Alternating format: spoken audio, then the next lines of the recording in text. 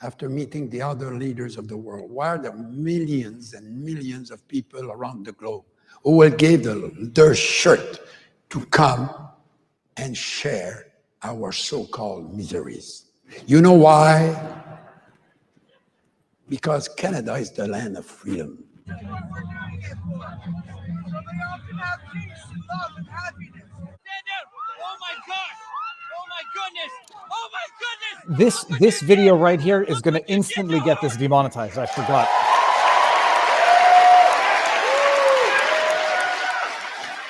Canada is the land of opportunity. But the bottom line is, if anyone who doesn't have a legitimate medical reason for not getting fully vaccinated chooses to not get vaccinated, there will be consequences. Yeah. Canada is the land of generosity. The police grabbed me, they pulled me down, they need me in the back, they need me in the side, they kicked me. This is Chris Deering, a war veteran who I interviewed during the Ottawa protest, who was physically assaulted by the police officers.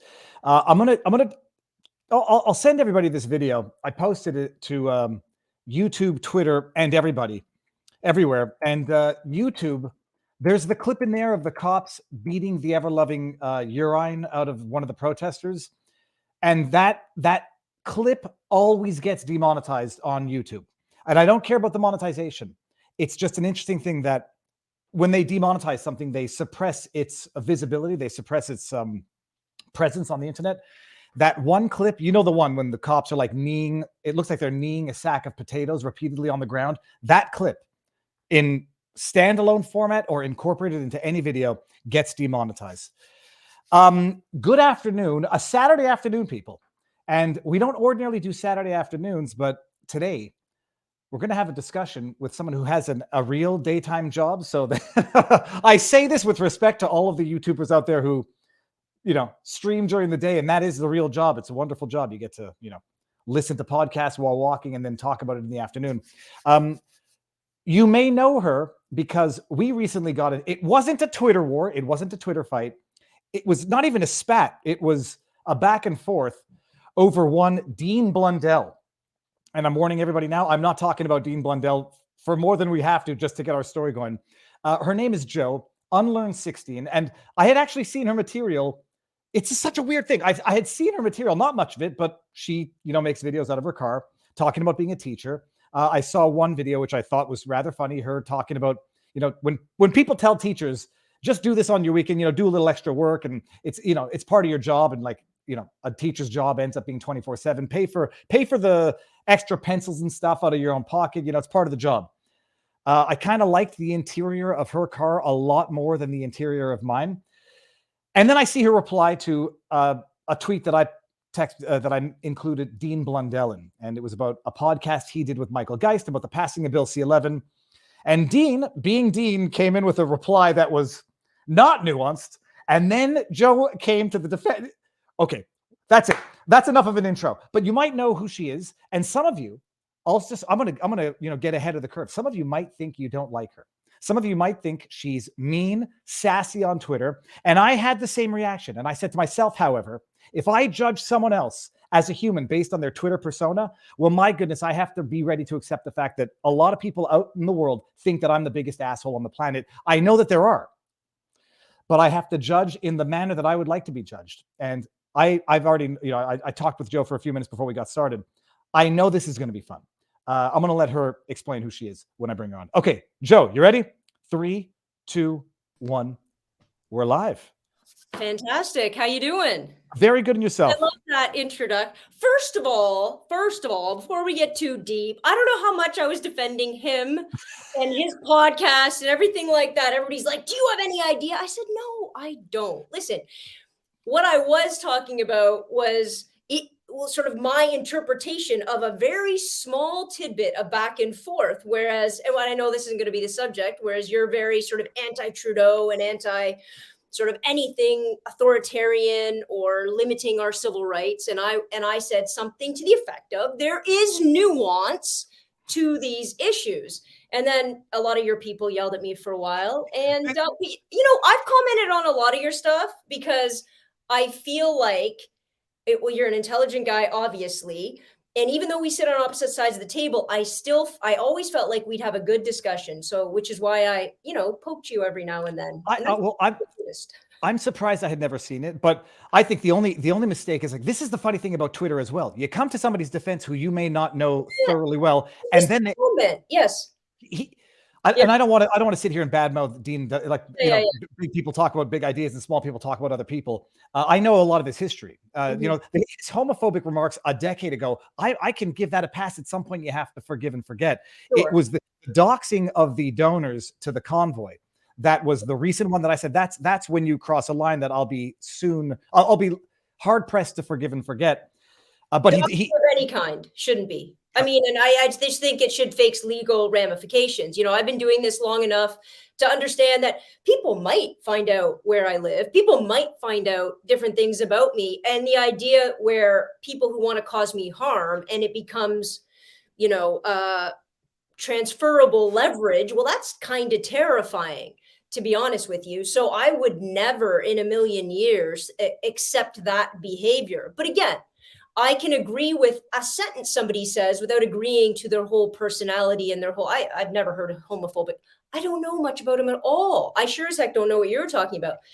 But I also can't, it would be funny if every time we agreed or disagreed with somebody on Twitter, we had to go back and look at their history to find out if they're a decent, you know what? Nobody would ever talk on this app. It would be, first of all, do you go by Joe or Joanne? Joe is fine. Okay, Joe. Joanne or Joe. You choose. Okay, I'll do Joe because that'll be easier. But you make the joke, but that is literally to some extent the litmus test. Like, you accidentally like a tweet of. Yeah. I covered a story this week of a. It was the substance of the tweets that he had liked, but like, you like a tweet from somebody who dressed in blackface a decade ago and you didn't know it, or they had a controversy that you didn't know about and you get lumped into it. It is the risk. But it's an asinine risk. It's one of those risks, and when people are going to boil it down to that, I mean, it's ridiculous. I use the phrase "call a spade a spade." Holy crap! Oh, someone accused you of racism today. Oh my God! And just went on and on and on, and I'm like, listen, first of all, the origins of that story or that cliche or whatever you want to call it isn't racist. Second of all, I realize how it's been utilized. Okay, I'm going to give you that. When you show me that evidence, horrible, not nice. But what are we supposed to do, though? Are we supposed to throw out all tropes of any kind if somebody with ill intent picks it up? Because I know a lot of Buddhists who have, I have a great story about this, who have swastikas on the side of their building. Should they take them down? Should those be scraped off their building now because they were used horrifically? Well, I tell you, I said in advance, we're going to agree on a lot more than we're going to disagree on. And that would be one of them. I mean, some people, Joe, are going to say, yeah. I mean, there was the politician who used the word. I don't even want to use it because someone's going to cut it and splice it. Right. It rhymes with the N word, but it's a word that is of Scottish origins that means to do something haphazardly. I can't. I'll look it up. Continue. I can't. Do I even spell it? I mean, I'm such a. No, I'm going to look it up. It sounds like the N word, but it ends with erdly, and it is of and there was a politician who used it, and someone said that's racist. It's like that word means to do something in a half-assed manner, nothing to do with race. The origin is Scottish, like 1300s, but we live in a world now where that's what happens. But we live in a world where people say, yeah, you can't use that symbol anymore. If it has the slightest bit of racist history to it, you're a racist if you use it. And a lot of people are going to say, yes, Joe, you should not use color. You said a spade is different than the racial term a colored spade. They're different terms. Totally different. And when I saw the person accuse you of that, I had to go back and refresh my memory and say, like, calling a spade has no racial connotation to it. It's Shakespearean, like 1500s. Yes. But there are Aramis. That's So okay, let's back it up all the way to the beginning. We met that way, at least on the internet. Yeah. 30,000 foot overview as to who you are. I am going to ask you about your tattoos, and hold on before we even get there. It's not a Playboy bunny; it's a Psycho Bunny shirt that you have on. A Playboy bunny? No, it's right there. It's Psycho Bunny. I think we know the guy. I think we know the guy who owns that company. I love this brand. It's great. It's expensive as all hell, but it's good stuff.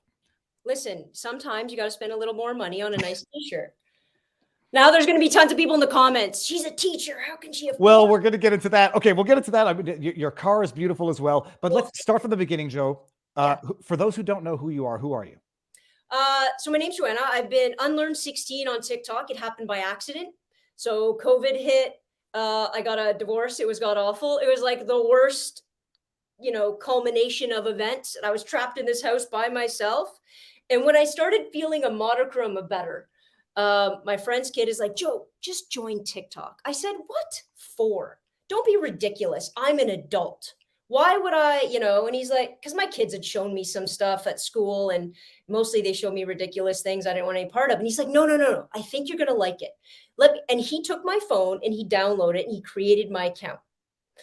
And then as I was stuck at home, it was a lovely way out. It was creative. It was fun. I sunk. I did all of those ridiculous things, right? And none of it meant too much, to be honest with you, but it gave me a bit of joy in that time.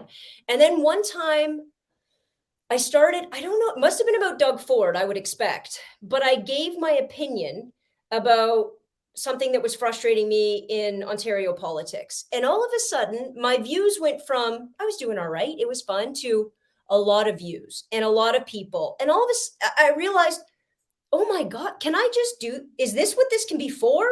This can be for just me, hopefully being a little bit funny, poking fun where it needs to be poked, and sort of raising concerns where I see them. I'm like, well, that's just my wheelhouse. And as soon as I did that, so as soon as I was very authentic on the app is when I started gaining a level of notoriety. And then about a year following that, I started my podcast, which has been fantastic. Again, I've gotten to speak to some amazing people, politicians, musicians, people from all different walks of life. And it's kind of rolled out to be this very larger than life thing. In the summer, I'm going to be taping 15 episodes for a YouTube show that I'm doing with Vanessa Marcel. And it's been a cool progression. And as I started doing it authentically, a lot of people are like, oh, you're not that person, or that's, outside of the wink, I don't wink that much in real life, but outside of that, it really is what I think about, what I care about, what happens in my day. And that's what I put on there. It is amazing. Like people wonder how you succeed on platforms. And it to some degree, it's a matter of luck or, timing, but sincerity, authenticity, and just speaking your mind and what you actually believe. And that's when you let yourself go freely as well. Yeah. Backing up all the way, I'm going to just get this out of the way right now for everybody who's wondering. You're 47 years old. I'm going to be 48 on July 16th. I was born the same year as Jaws. 48. You're as old as like one of my siblings, which is listen, we've started this out very friendly, sir. It blew my mind because at one point during one of your videos, I'm like, holy crap, we're about the same age and you're 5 years older than me, or 4 years older than me. How long have you been a teacher for? 20 years. This is my 20th year. Jeez Louise, 20 years in Ontario. You're born and raised in Ontario? Yep. Born and raised in Ontario. Yeah. Grew up I moved around a little bit, but I did, born in Scarborough, lived in Markham for a bit, up north for a bit, and then really grew up in high school years in Whitby area, which is just east of Toronto. And single child, I know this now because you mentioned it beforehand. And you like that too much. I don't know where you're going to go with it. It explains. I say like joy on your face. Well, being a single child and being the youngest of many explains a lot. Being the middle of many as well, it explains a lot. But you're a single child. I know your parents are divorced, and I know now you mentioned it before we started. Your dad took his own life when about 20 some odd years ago. Yeah, I was still in university at the time. Your parents, when did your parents get divorced? Explain what your childhood was like. I was very young. So I don't really remember my mom and dad being in the same house. I tell this story on my podcast, and I remember thinking when they separated and they got divorced, I thought, at least until I was 14 years old, so for quite a run, because my mom would never speak badly about my father. My grandmother would, but not my mom, is that I remember them having a fight over, my mom wanted to watch figure skating and my dad wanted to watch MASH. And I swear to you, for a very long time, I thought that was the big fissure in their relationship. That's amazing. Well, he was pretty much always out of the house, but my mom stayed friends with him. He was always invited to our house at Christmas time. He would be, when I was little, he was there before I got up. Like, it was all, and she would always come with me to, his side of the family for anything we had to do. So it was very unique. Even when he got remarried, my mom was at his wedding. Like, it was a different kind of relationship. It wasn't as broken. I don't remember feeling it being broken. I never felt sadness because of it, because I always had access, right? And nobody was ever, I've never heard my mom nor my dad say something badly about each other. Your mom was a nurse. Is she still alive? She is. She actually, I built a basement apartment in my house. I took care of my mom and my grandmother until my mom got bladder cancer right about a year, well, the October of COVID. So when everything got crazy in March, that October, we found out that she had bladder cancer. So needless to say, I was going through all of that amidst all of the other thing everybody else was going through. But to fast forward you ahead, she had her bladder out. She had a hysterectomy. They found mets in her lungs. She was on immunotherapy up here, which is $5,000 a go every 3 weeks. And they've recently told us that she's in remission. So I'm sorry, you said she had her bladder out? Bladder and uterus, like had a hysterectomy. What is I'm gonna ask a stupid, totally ignorant question. You have your bladder out. How do you go pee? Yeah, so you have it's called, I'm gonna mess up the name, ileoconduit, ileo something or other. Anyways, you have basically a stoma, which is almost like a spout that's actually created out of part of the inside of your stomach, and you attach a bag. Quite literally, it sort of sticks on. I should have brought one up. I could have showed you. It sticks on there, and it sort of feeds the urine because it comes directly. Obviously, your kidneys, they run a tube from your 2 kidneys out to the side of your stomach, and it fills the bag, and she changes the bag, and for the rest of her life, forever. Wow. How old is she? She's 73. And she still lives. She lives with you. Yeah, so she was living with me for about 5 years prior, because my grandma is now 97. So my grandma was getting old. And I thought, okay, well, we have the space. I'm going to build that out. It's amazing for them anyways. But then when my mom got sick, my grandma had to stay with my aunt because there was too many balls in the air for me and to work. Well, I'll tell you what, you probably, this is why I say, like, even if people disagree with some of your politics, which we'll see if anybody does. I don't know how they could. No, but that's what I say. But then I get called Nazi on YouTube, but on Twitter. No, but the idea of having your parents and grandparents live with you is it's the nicest thing on earth, but it's the most humane thing. And you probably ended up saving their lives through COVID because the people who were in the homes, where it got ravaged. And the rates that COVID sort of ran through those homes, and I know what those homes, like my grandma. She's a 97-year-old British woman. She's pretty stoic and pretty gruff. And sometimes she'll say, I'm just going to a home, because she wants to control her whole world. But even if you're going to spend, like in Ontario, for example, you would have to spend easily $6,000 a month to have good care, like good care, to be in a place that was clean, to be in a place that had very competent medical care, to be in a place that was staffed appropriately, not understaffed. And it's not that my grandma wouldn't have had, like, she does have that money, which is lucky. But for me, the idea of either of them ever being, regardless of COVID, ever being like, I don't know if I could bear it. Yeah.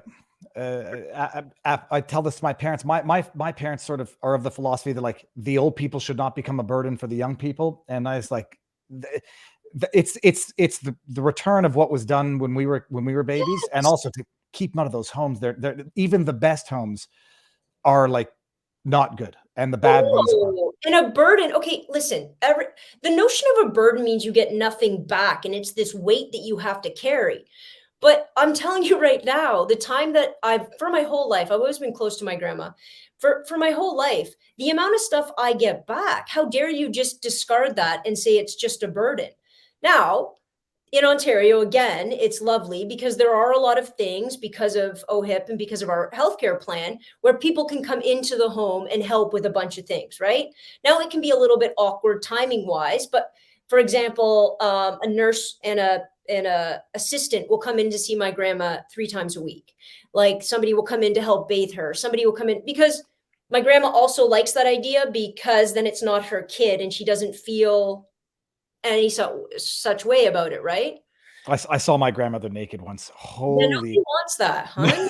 And there's nothing wrong with it. I mean, it's nature, but have you seen The Shining, right?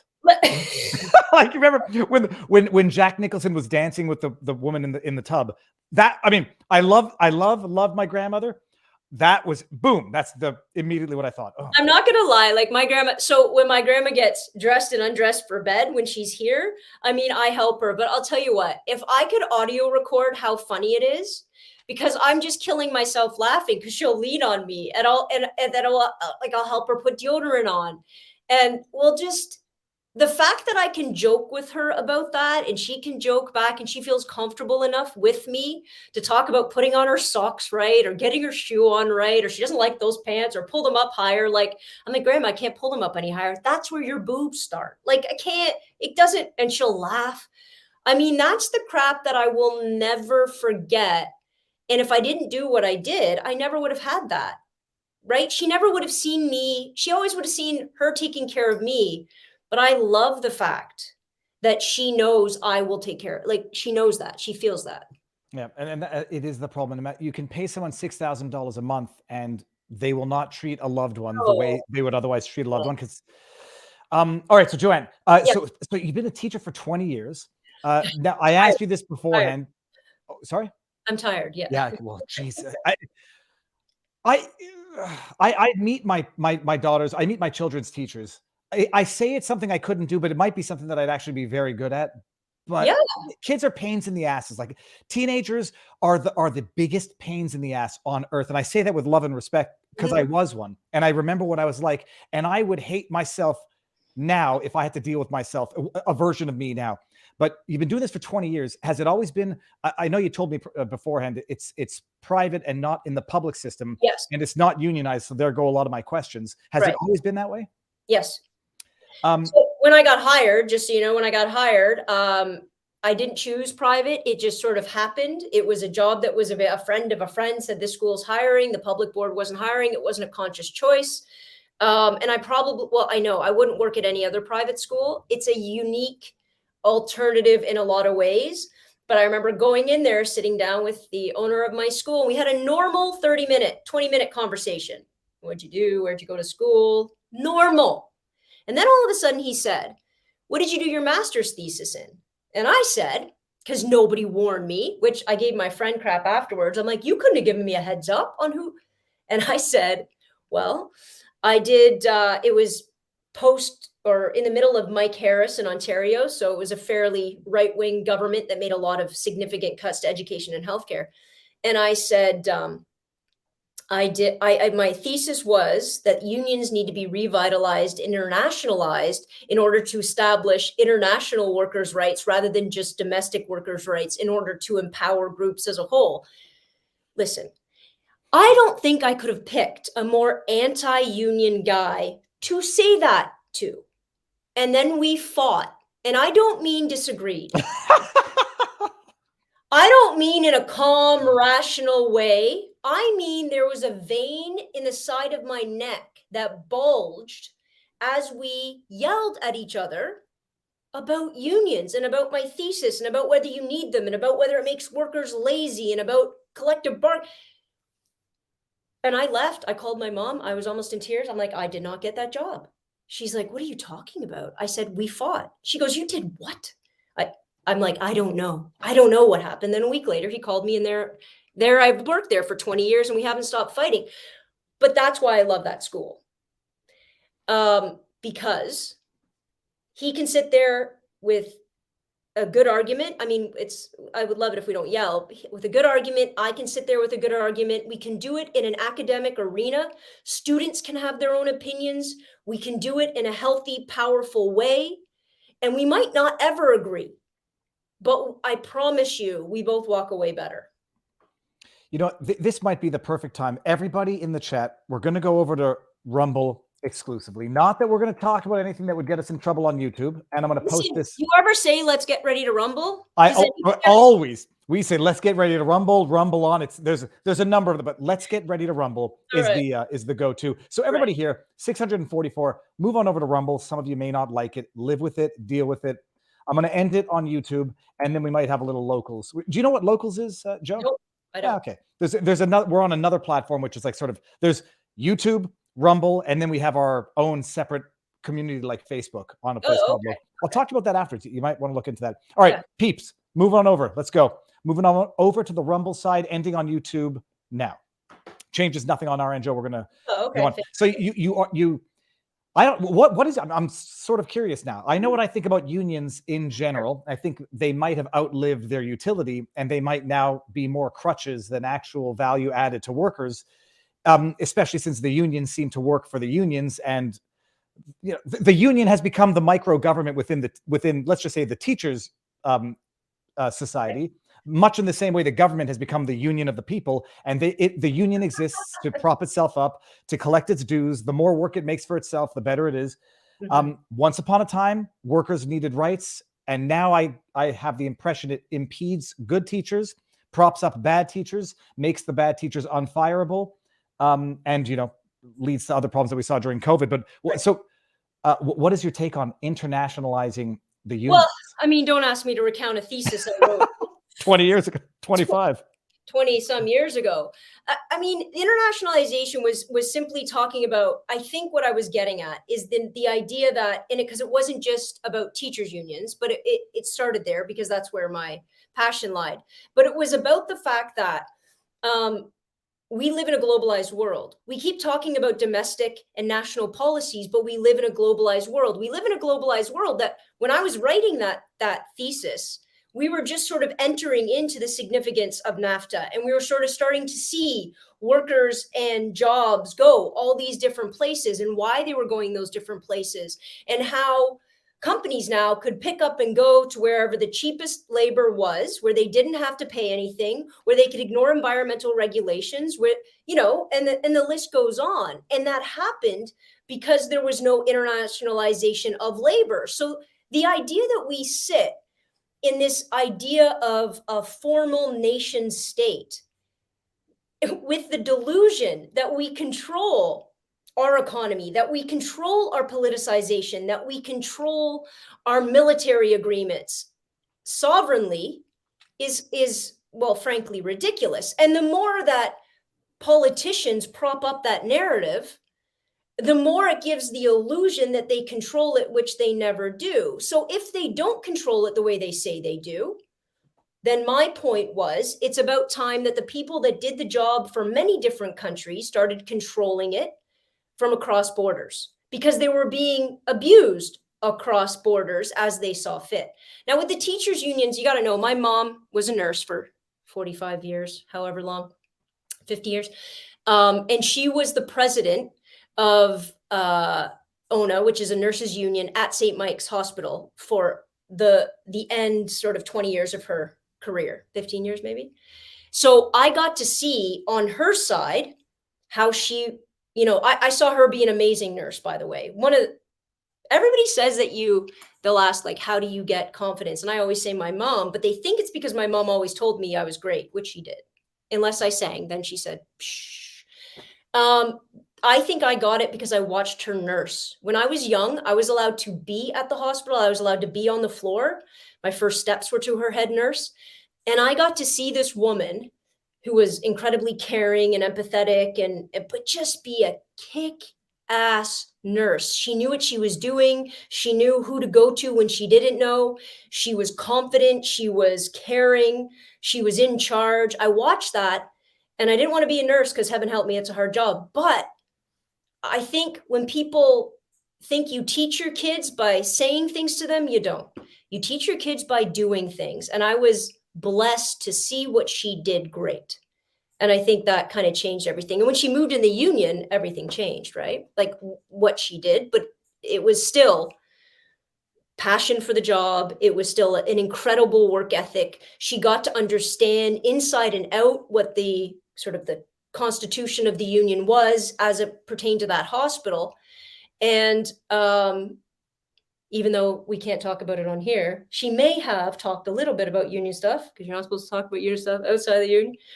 But she would go through it. She would go through arguments, and she would go through the law and what it was to stand up and why you needed to stand up. And she also was great at pointing out what the management should have done. She's like, I don't get it. She goes, everybody thinks that nurses and teachers can't be fired. Of course they can be. Management's never doing their job. Now, I am talking about my mom's perspective here in a nurse's environment. Because if management's not managing, meaning they're not keeping account, they're not documenting, they're not making sure they write people up when they're not doing their job, when they're being lazy, when they're not fulfilling their contract, they are the ones dropping the ball. There's a very clear policy and steps to be taken. And she says flat out, if there was a horrible nurse she's like, and I was management, I fire her or him. Because at the end of the day, the worst that's going to happen is they're going to get money. Okay, but you're not going to be working here anymore. So, and that's kind of the way that it works, she said. But in reality, if the management on that side had done their job with nurse A, right, and documented, given verbal warning, and gone through the steps and actually stayed on top of it, we wouldn't be having these discussions go away, because I have no leg to stand on because they followed the policy. Same with teachers, right? I think Mike Harris was brilliant. I don't know how much you know about teacher Ontario politics, but Mike Harris was a premier of ours for a long time. And he was sort of instrumental in trying to break teachers' unions. He did a really good job, because what he did is he took principals and vice principals out of the teachers' union. So they used to be on the same side. And what he did is he said, no, you're now management. And I'm like, damn, that horrible move for a teachers' union, but smart move on the side of an individual that wants to bust unions. Absolutely. Okay, that's very it's very interesting. But now this perspective of unions, though, is it 20 years old, and the unions today are by no means what they were 20 years ago? I don't think. I mean, my mom worked up until she was like right before COVID, right? So it's not. She hasn't been retired long. She worked close to pushing 70. I think when I've seen now, let's say the EA strike that just went on in Ontario, when I see what the government's trying to do, when it comes to class size, when it comes to diversity in the class, when it comes to not giving classes the tools and the extra help that they need, and then you see a teacher strike, everybody's like, well, they just want more money. Well, look, EAs get paid horrifically, and that's purposeful. That is purposeful. And I'm going to talk about that in a second, because the government's done the same thing with nurses up here. But the reality is, a lot of people talk about our job as though it's stagnant. And remember, I'm not in the public system. But if I originally signed a contract and I teach 20 kids in my class, and then next year it's 22, and then the following year it's 27, and then the following, right? When you tell me my work conditions, when I agree contractually to doing a job, it is under certain conditions. And that makes perfect sense for anybody. If you pile on more work, harder work, longer hours of work, and assume that I'm to get paid the same, that is a workplace issue that everybody would fight against. They just don't see teachers in the same light, because a lot of people just assume us to be glorified babysitters. And by the way, high school teachers are a second source to elementary. I could never be an elementary school teacher. I think they are gods on this earth. I believe that they should be paid more, and they should have higher levels of education, because they're establishing the foundations of learning that are going to last forever. Kids put their kids in my school in high school, and I'm like, you should have done it in elementary. Because if you did it in elementary and they're on it, guess what? They don't need it in high school. They don't, because the foundation is solid. You have problems in grade 9 and 10 math. It's because that same kid will come and tell me, well, when I was in grade 3 math, my teacher told me I was an idiot. And then they're done. They'll never try it again. And everybody's worried about fixing high school math. And I'm like, no, it's too late. Like, I don't mean it's too late as in you're doomed. I just mean we're not tackling it where we should. right? And especially we treat elementary school teachers like babysitters, which is ridiculous. The number one thing I would change about any education in Ontario, anywhere, ever, I would have certified professional elementary school math teachers. That's their only job. Not an English teacher teaching math, not a gym teacher, not a history teacher.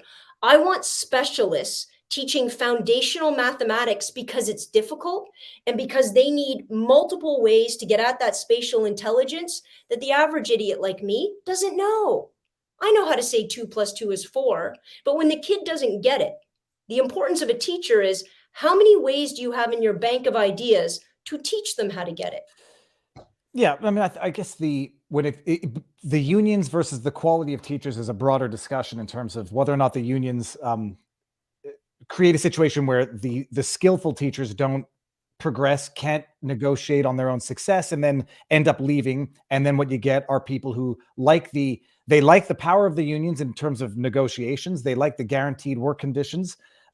But you don't attract the best and the strongest, and that's a much different discussion. School as a whole is a big discussion. 100%. I think one of the things, and I just want to throw this out here, one of the things that we talk about when we talk about teachers is who's a good teacher and how do we rate that? I think that's fascinating. And that's a whole 7-hour podcast all on its own. But this idea of a great teacher, because I've talked about it a lot. How are you going to judge that? We're not making widgets over here. How are you going to judge that? Because theoretically, the only way you really judge a good teacher is come talk to that kid 10, 15 years down the road and say, did that help? Was that progressive? Was that something you could grab onto and it helped you down the road, right? You're not telling this by their marks. You're sure as hell not telling it by their standardized test scores. It's a much more difficult, I hate to use this word because it was used so many times on Twitter, nuanced conversation about how to get at these issues, right? And I know that can be another podcast altogether. So you've never had the experience with the unions, or as a teacher? Yeah, not as a teacher, no. And so you were able to negotiate your own contract. You're in a private system, so you get rewarded in theory based on your own ability to renegotiate and their desire to keep you and your desire to be there. You've been there for 20 years, same institution. Mm-hmm. That's pretty amazing. I had a question about all of that. Well, we'll get to how the curriculum. I don't know how the curriculum is established at a private school. Before I forget, Ontario curriculum. There's no difference. Say that again. You follow? You have to follow Ontario curriculum. We have Ontario ministry government officials that come into our school every other year, and they check all of our books and they check tests and they go classroom to classroom. And okay, well, that's going to get us into the second, probably the bigger discussion in a second. But before we get there, Joe, tell me about the tattoos. I mean, I don't want to pry and look like because it's kind of serious. I mean, those are beautiful. Kind of serious. I know. It just kind of happened. I want everybody to know, especially the young people in the world, because I have a lot of students who come to me and say, I'm going to get a tattoo. I said, what? I go, listen, you're not old enough yet. And they'll be like, but look at all your tattoos. I said, you want to know when I got my first one? 33. I want people to be sure so I had a side tattoo on my side at 33, and that was the only one I had until about maybe 6 years ago. And I did a wall art in my classroom that were all of the quotes from movies and TVs that I loved. And I just designed it and I painted it on in my classroom. And the more I looked at that, I'm like, I want that tattoo. And so this bottom part of my arm here are all the movie quotes and TV quotes that were on my room. And I met my tattoo artist. We became friends. I also blame Lou for that. Now she's just like, come in, let's do another one. It's like your first hit. So that's how I did this. And then I was just going to leave it. That's it. That's all I was doing. Joe, he was I think we're still best buddies, although I haven't talked to him in a couple of years, but explain to me, so I got sleeves down to his ankles, down to his wrists. It becomes an addiction and it becomes like a never ending quest not for perfection. It's just your body becomes the tapestry. I don't know what it is. Well, I feel like I get more artistic every time. I'm like, well, the next one. So you got your first one at 33. Interesting. Yeah. People can extrapolate how that can apply to other discussions right there. But the curriculum. You're following Ontario curriculum. I know you've been following Florida stuff because of some of the comments on Twitter. How has the curriculum?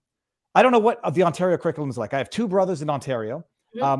They're, again, I think they're in private schools with their kids, but They religious still follow schools. the same curriculum. Yeah. How have you seen an evolution in terms of certain hot topics of the day that have become more prevalent in your curriculum? Sure. I'll give you my best example. Like, so I've been a teacher for 20 years. I've always had a connection through friends and people I've known to the Indigenous community. So I've always taught a lot of Indigenous issues throughout. Having said that, it wasn't actually in the curriculum. I'm going to guess till about, in a significant way, 8 years ago. So prior to that, to talk about residential schools in the curriculum, you'd open your textbook. I wish I still had this textbook. I'm sure I can find one. And the only acknowledgement to residential schools would say in sort of the, you know, the side of the textbook where it had like little blue writing or whatever, as like, oh, and by the way, it would say residential schools created in order to help assimilate the Indigenous population. The end. For the benefit of the population, for the greater good, for the kids. It was their only way to be integrated into Canadian society. The end. And that's it, right? And there's still stuff that goes on. I mean, I talk about, let's say, the forced migration to Nunavut. That's still not in the curriculum in a significant way. I learned about that through a documentary at an Indigenous festival, and then I started doing research into it after the fact. So all of these, and then I'll just teach it, right? Like I'll teach the curriculum, but the reality is the curriculum is the basis, right? And everything else is an exploration of anything else for my classrooms. So if a kid brings something in, if a parent brings something in, if, you know, my boss walks in and talks about something, cool, it's on the table. I think all knowledge is good knowledge. All discussions are good discussions. The curriculum, a lot of people are like, well, Joanna, and we'll get to DeSantis in a second, you shouldn't be talking about gender or gay issues, or you shouldn't be talking about this or that. I said, well, then you haven't read the Ontario curriculum, because in world religions, I teach about Hinduism. Hindus, in the curriculum, it talks about gender being a delusion. It's a tenet of the faith and a belief system. I said, so you don't want me to talk about that? In grade 10 history, you talk about the legal and social movements of gay people within our society. I talk about it. I teach an American history course. We talk about it obviously in that context. I talk about it in society. I talk about it in politics. The idea of marginalized and oppressed communities are a part of every single social science, and to exclude it from curriculum is absolutely irrational and terrifying to me. People will say, well, you're just that Marxist person who I'm like, oh, for the love of, yeah, do I teach about Marx? Yes. I'm not. You want me just to skip over an incredibly important theorist and what?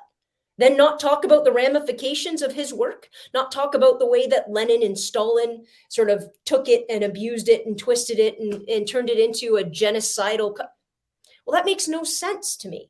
So in every way, shape, and form, again, theoretically, economically, we cover the gambit, right? And that's the point. Isn't that the point of school, or shouldn't that be the point? Well, I guess the issue becomes, and this is the one where it's met the focal point of modern discussion, is when first of all, what's a marginalized group?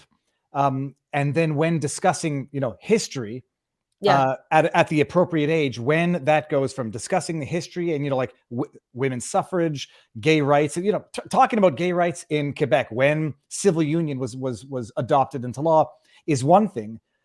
Going into grade 3 and teaching kids that, gender ideology or discussing things that are wildly inappropriate. The question is, when is it teaching something about history versus indoctrinating a kid? I mean, what's the line between the two?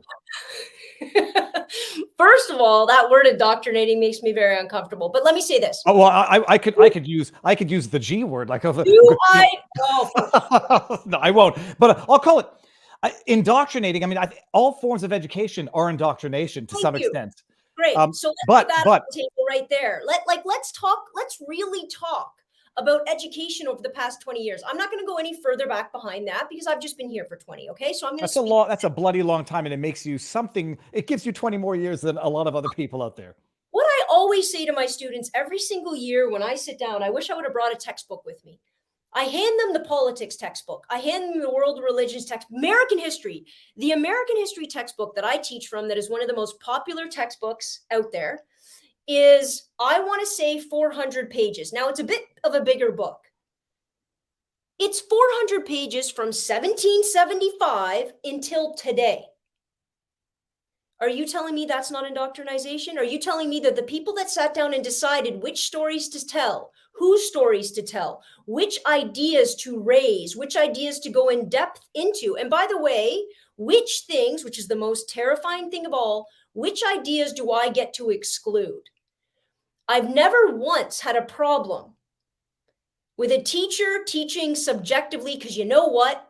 I'm going to say it out loud. Your people are going to go mental. Objectivity barely exists anywhere. The delusion of objectivity is absolutely bullshit. And people that buy into it make me nervous. Because what worries me about a textbook isn't about biases. Because you know what a kid can do with me? I can say anything. You know what those guys will do? Let me check. In a heartbeat.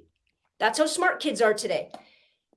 I'm terrified, not of the bias. I'm terrified of what's excluded, what's negated, what we don't even put on the table for that day. That's what I get very nervous about, like the Indigenous history. Okay, so it's a good issue. We even the people on the right, and I'm not considering myself on the right for the sake of it, but I will. Sure. We know the expression history is written by the victors. And it's been to such a point now where I look back at some of the most fundamental historical events as I've been taught them growing up. And I say, my goodness, maybe they were not even as cut and dry as I learned in elementary school. They never are. Yeah. They never are. That being said, and I'll get in trouble with the flat earthers. The earth is round-ish. And, boys are boys and girls are girls. There are certain things that we can accept if someone tries to teach that, something else different because there's no objectivity, we'll take issue with it. So someone coming in and teaching kids, a teacher coming in and saying, there's 400 pages on the earth being roundish, but let me teach you about the earth being flat-ish, we'll have an issue. Sure. Someone coming in and saying, the greatest monster of all time was Hitler, and someone else comes in and says, well, Stalin was pretty bad too. There you can have a discussion. Yeah.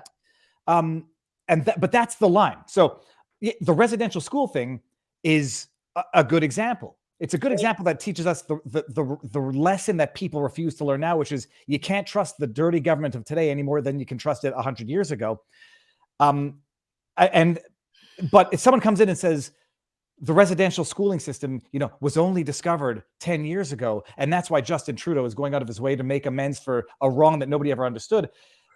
If you got that type of indoctrination, political indoctrination, people would rightly be up in arms. So where is the line between, yes, dude, it's an incredible question though, right? That's an incredible question. Can we go back to that beginning question? So it's very hard to compare Florida and Ontario, because I believe our curriculum is set up differently. County to county in Florida is different. The structure is different. But let's take a step back from the rules and the curriculum of each area and talk particularly about the way a child progresses, the way their thought patterns progress on a child psychology level. Is that my expertise? Absolutely not. But you know who I'd like to ask? Child psychologists. I would love to give expertise to people who thought, well, in grade 1, let me give you an example. We tried to change sex ed curriculum in Ontario under our last government. And then, what were the changes that they tried to make? What was it? What were they trying to go to? So they tried, I don't know all the specifics because it was in for a heartbeat, and then Doug Ford erased it and he went back to 1998. Can you imagine going back to 1998 sex ed? I'm trying to think. When I was in, are we dumb? You can't just go back. If you don't have something better, you don't revert. You don't take away anyway. I don't know. You know what? There is something to be said about addition by subtraction. Go back to the basics. I don't need to learn about sexuality. Just teach me about biology. Well, sorry, go ahead. Here's why we're going to disagree. Okay, wait. If we're talking about elementary school, which I do not teach, so I am by no means an expert. So let me just talk about what I do know, the tiny little sliver that I can speak to. In grade 1, let's say, you name your body parts, okay? That's it. You name your body parts. Mhm. Do we think possibly, because I've read a lot of child psychology on this, that it might serve as a detriment, possibly, to child psychological development when we skip here and we skip genitalia? We don't name them. Shh, those are private. You don't talk about those. When we do something like that, in my opinion, we create the conditions of two things, secrets and shame. And I don't want any part of it. I don't. So in grade 1, all they wanted to do in grade 1, name body parts, understand, teach kids about consent. Grade 2, teach kids that their bodies are their bodies, nobody else's. My body's my body. No one but mine. You touch your own body. Does everyone remember that? Who has a problem with that kind of conversation? Well, I guess this is where it becomes a factual question, whether or not Sure. you Well, can't. that's what I'm talking about. I'm talking about straight facts at that Well, point. no, that's what I mean. Like, is the policy? I don't know. In Florida, I don't have a kid in elementary school either. Is the policy that you teach a grade 1 that it's called a penis, a vagina, a butthole? I have no idea. I don't think that's what it means, because as far as I understand, it makes the distinction, which is why I understand people's problem with it, because I think people are bona fide perverts at this point in time. Some that it understands the difference between sex and sexuality. This is a penis, this is a vagina. Boys have penises, girls have vaginas. And then where I say it gets into indoctrination, but not of the good kind, of the sort of like historical revisionism. Well, boys can have vaginas and girls can have penises, and that's where we have an issue. Keep that stuff out of their curriculum. At least, look, cripe, if you want to have the discussion with a 15-year-old, and it should be between the parent and the kid and not with the teachers, fine. But I could say, like, a grade 1, if anyone ever said, no, you can't teach a grade 1 that it's called a penis, well, I don't think anybody's doing that. And I don't think that's where it's at. In Ontario. Because here's the thing with kids. And I mean, again, I don't teach little ones, but I know little kids. They are honest. If a thought pops into their head, it comes out of their mouth, right? And so as a teacher, I love when people say, and I'll give you my experience teaching grade 6, because that's as low down as I've ever gone, okay? But the notion that they have questions and it comes out of their mouth very authentically, very with no sort of judgment and no qualification, it pops out. So let's talk about grade 1 for a second. And you tell me I cannot address, let's say, a kid who is trans. And I know, let's not get into the fight. Can a grade 1 be we have to get into the fight, because I think that question is that well, question. What if you had a little kid that walked in there and... Well, let me back you up for 1 second. Yeah, sure. What does trans even mean? Well, that's a great question. And because the question presupposes a very, very hot lead. What's because Joy, if I may ask the question, I know that you were married to a woman, correct? So yeah.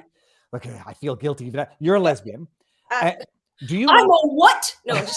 Do you not think now, viewing the world today, that if you were a child growing up as a gay child, a lesbian, that someone would be indoctrinating you to think there's something wrong with you and that you should be a boy? I don't, and here's why. And a lot of people not come at me. That's not even like that. A lot of people ask me, and will assume I'm trans. I'm like, no, honey, I just have short hair. I just wear baggy pants. But here's the thing, and this is the nuanced conversation that I think is so incredibly important. A big part of who we are is how we present. And whether you like it or not, your intended presentation and your intended identity gets mutated, gets changed by somebody's perception of who you are. I'll give you an example. Sometimes I'll walk in the girls' bathroom and I'll get a hand on my shoulder. And wait a minute. Couple times. Okay. Now, I am not trans, but instantaneously, I have to face that level of potential problem. Okay. Now, nothing bad's ever happened to me, but I live in Toronto too, right? Like, I don't live in some places where maybe this aesthetic might get me into some more trouble. It is how we present and how the world sees us a lot of the times that gives us that identity and either accepts or rejects and puts us in harm's way. There are many people who are trans who you would never know. You would bet your farm. Absolutely. They were called cross-dressers growing up when we were kids, and people had their fetishes, and I don't say they kept their fetishes to themselves as though it was a thing to keep secret, but it wasn't everybody's business as to what one person's sexuality was. But let me ask you this, because we were talking about transgendered. I wasn't talking about sexuality yet. We were just talking yeah, about. but I mean, I think transgender implies sexuality. But let me stop you there for a second. Okay. Prior to, we had a disagreement on Twitter as to whether or not, was it with you or was it? No, it might have been with Rachel. Well, and it was whether or not transgenderism is a social contagion, and whether or not saying that is. Yeah, and the eradication question. But well, the eradication. Well, that was eradicating transgenderism as an ideology. But backing it up, how many times in your life, prior to, say, the last 5 years, had anyone asked you if you were trans versus just mistaking you for a boy for a second? But again, if we're talking about our gender as a social construction, and it allows us into clubs and excludes us out of clubs, it is the way in which the world sees us. I don't care to even make the differentiation. Let me give, like, when I told you that my mom used to work at St. Mike's, she also worked at Wellesley Hospital, which is one of the first hospitals in Toronto that performed transsexual surgeries. So back then, it wouldn't have been called transgender. There would have been a differentiation between people like cross-dressers, let's say, or transvestites. I don't know if that was the terminology. Please don't come at me if I'm using the wrong word.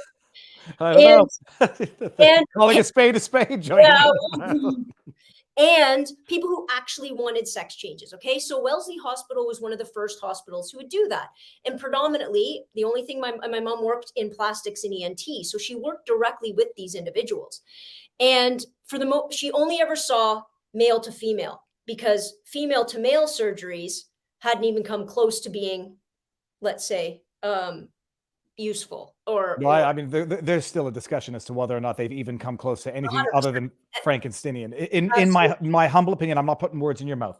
Yeah, but it's interesting because my mom would work with these women, and they would go through these surgeries, and it was kind of cool to hear her talk about it in the past, because this would have been, let's say, in the 80s, early 90s, where being gay still wasn't all right. Like, legitimately, homophobia ran rampant.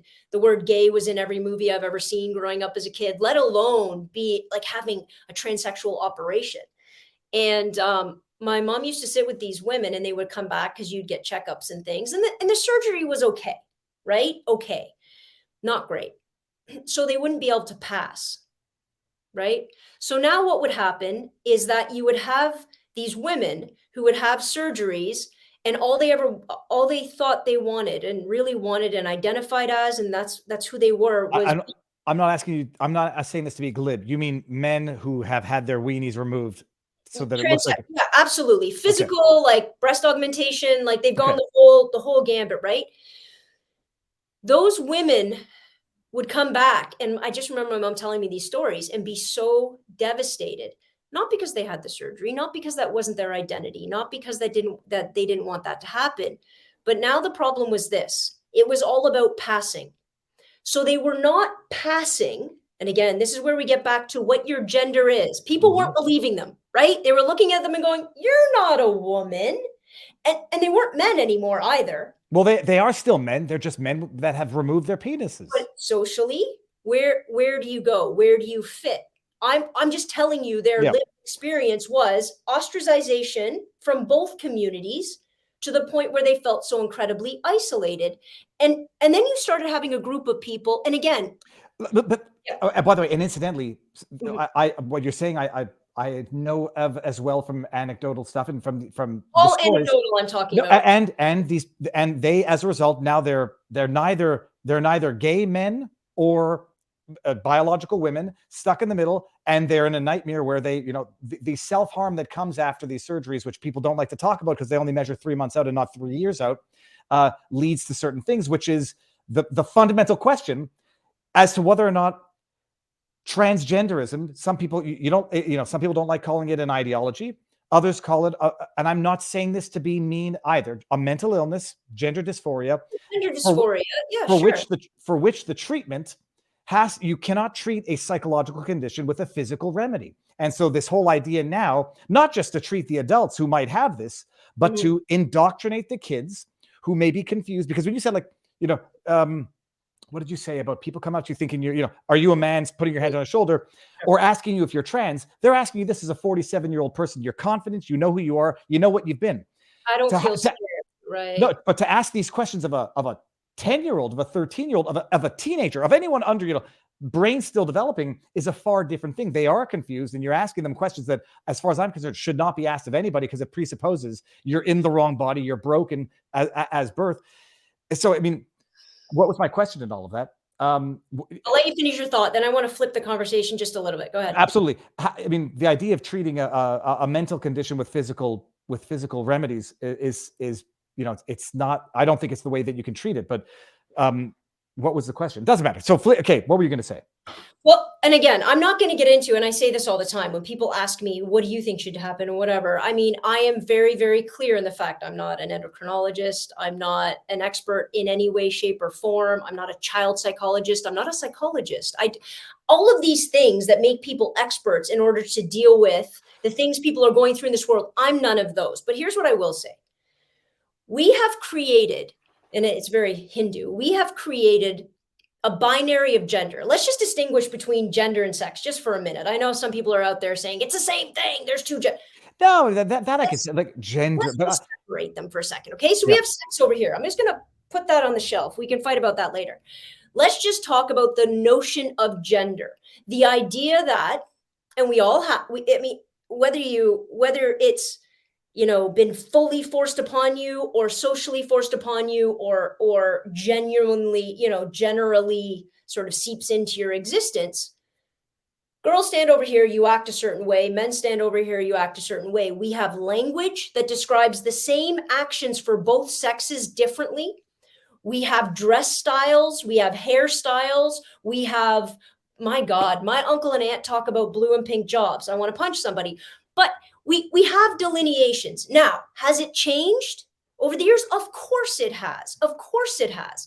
But that does not mean that in those baby stages, and this is where I think sometimes we lose the plot, letting a young person, boy or girl, I could give a crap, dress how they want, act how, speak how they want, play with toys that they are drawn to, join clubs that they are drawn to.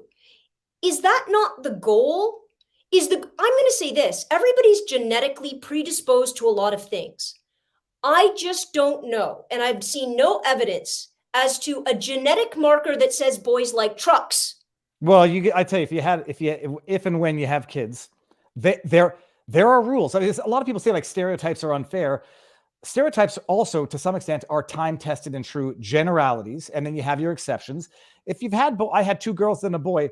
Boys are fundamentally different from girls, as a rule. Some boys. I was a counselor, and I had gay campers who we knew before they knew that they were going to be gay.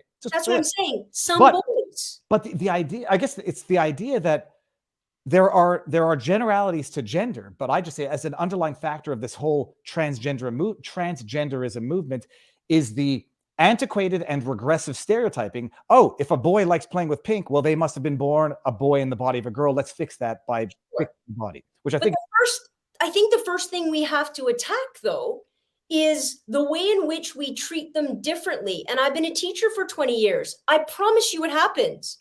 I promise you that boys get a different kind of freedom than girls, that expectations are different.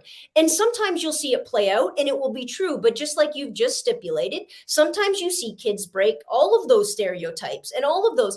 And I can't, because we're not going to lock kids in a room somewhere without any sort of, that's not okay. We can't do that. I hope the Peel region wanted people to do that. If their kid came across COVID, lock them up 5 years old. Oh. But I mean, we're not going to, this notion, like this human nature notion, like of what kids like and what they don't like, I think is problematic. Now, do I think kids are born liking different things? And could it be related? But what are we going to say? Because at 3 years old, let's say, there's no testosterone in the mix, not a significant sum, right? We haven't hit puberty yet. How are we determining what they're interested in and taking the socialization? If we're going to say indoctrination, can we start using the words indoctrination and socialization interchangeably? Or do we just say socialization when we like it, indoctrination? No, I'll tell you. I'll say what You know what I'm saying? Well, no, but the socialization would be let them be. Indoctrination would be I tell them how to be. It would be like, hey, I'm going to name my kid Apple, thinking of that celebrity. Oh, they're 3 years old. They like girls' clothes. Now I'm going to tell them, and I'm going to actively affirm. Letting a kid be a kid is There we go. socialization. Okay. Telling But them what to the be is assumption- indoctrination. Absolutely. But let's also assume, just for the sake of argument, and I don't think it's a big assumption, that there are a lot of parents telling their kids what a boy is, telling their kids how a girl acts, telling their kids that they're straight, telling their kid. So if you're going to attack indoctrination, let's do it across the board, because I promise you, there's far more on the other side of the fence than we are making out to be on the flip side. Well, but here, immediate response to that. Parents have I always say, God-given right. I mean, maybe some I love people this. I can't wait to. I have a response to it. Oh, Go no, ahead. that's between the parents and their kids. And Well, then, a hold teacher, on. yep. Isn't a transgendered kid between their parents and their kid? Well, DeSantis wants to take kids out of the house. Well, first of all, hold on. As far as non-invasive surgeries or medications go, yeah, ideologically, they have their discussion. If a parent wants to beat their kid, well, that's not between the kid and the parents. That's But isn't hormone therapy, by the way, which lots of different kids get for many different reasons, isn't medication and isn't medical treatment of any kind between parent and their kid? Because we can, heaven forbid, I don't want to talk about vaccines, but you might have to. No, I'm joking. Okay, let's talk about this. Blood transfusions. There are religions, and again, I'm not coming after religions. I'm just using it as an example that stipulate no blood transfusions. Yeah, I think they lost for the minors. I don't think they won for the minors. Well, sure, but I was a Jehovah's Witness. I wanted to pull it up. That still has to be a consistent fight, right? Like, and you can go further than that. Blood transfusions is sort of imminent. There are parents who will refuse chemotherapy. There will be parents that will refuse radiation therapy. A lot of proven therapies that could help their children survive, and they say, no, I don't believe in it. I don't agree with it. And the result can be that, right? Now, again, here's the problem. We are picking and choosing. By the way, I don't love how much property parents have over their kids. That's what people are going to call you a communist. I think the state should have. I didn't talk about my state either. I talk about them. Let's talk about them as people. Let's talk about them as individuals. Let's talk about them. For example, people love to talk about, as they should, I don't know if I don't want to be too graphic. Oh, we're on Rumble now, yeah, right? Be graphic. Don't worry about it. Everybody's talking about pedophiles, right? So everybody's talking about, I don't want people getting at my kids. Well, we all know that 9 times out of 10, the call's coming from inside the house. So if the call is coming from inside the house, and I don't just mean that as parents, I mean friends and family that have been let into the house that are able to make very, very close relationships with children and then take advantage of that horrifically, they all deserve to go to prison forever. In that case, how do we empower the kid? And I would say we go back to education that a lot of people are blocking. For example, in grade 1, we start talking about consent for those kids. We start telling those kids every single day, all the time, your body is your body. You scream at the top of your lungs right? But a lot of people, and it's even in Ontario, so it's not just a Florida thing, will say, no, that's the parent's job. Well, now I'm worried. Because if I look at where the abuse is coming from, statistically, I need to figure out a way that kid can be empowered. I'm not talking about the state stepping in. I'm not like in a sort of parental way. I am talking about, and I think everybody should want this, how do I empower and educate that kid to be able to stand on their own, even if they're young? How do I do that? Because that right there is how we stop the litany of disgusting things that are happening to our kids. But first of all, agreed. Totally different things regardless. And there's laws on the books to prevent child abuse. I'm just checking up the Jehovah's Witnesses. As far as it goes with minors, it's the best interest of the child in terms of what is likely necessary treatment for the child. So the idea that, it's between a parent and a child when it comes to certain ideological things. And even then there are limits on the type of psychological abuse parents can inflict on their kids, even if it's not physical. But even when it comes to parents and kids talking about these hormone therapies, and yes, precocious periods get put on some sort of, I say puberty blocker when they want to prevent a child from having a period at too young of an age.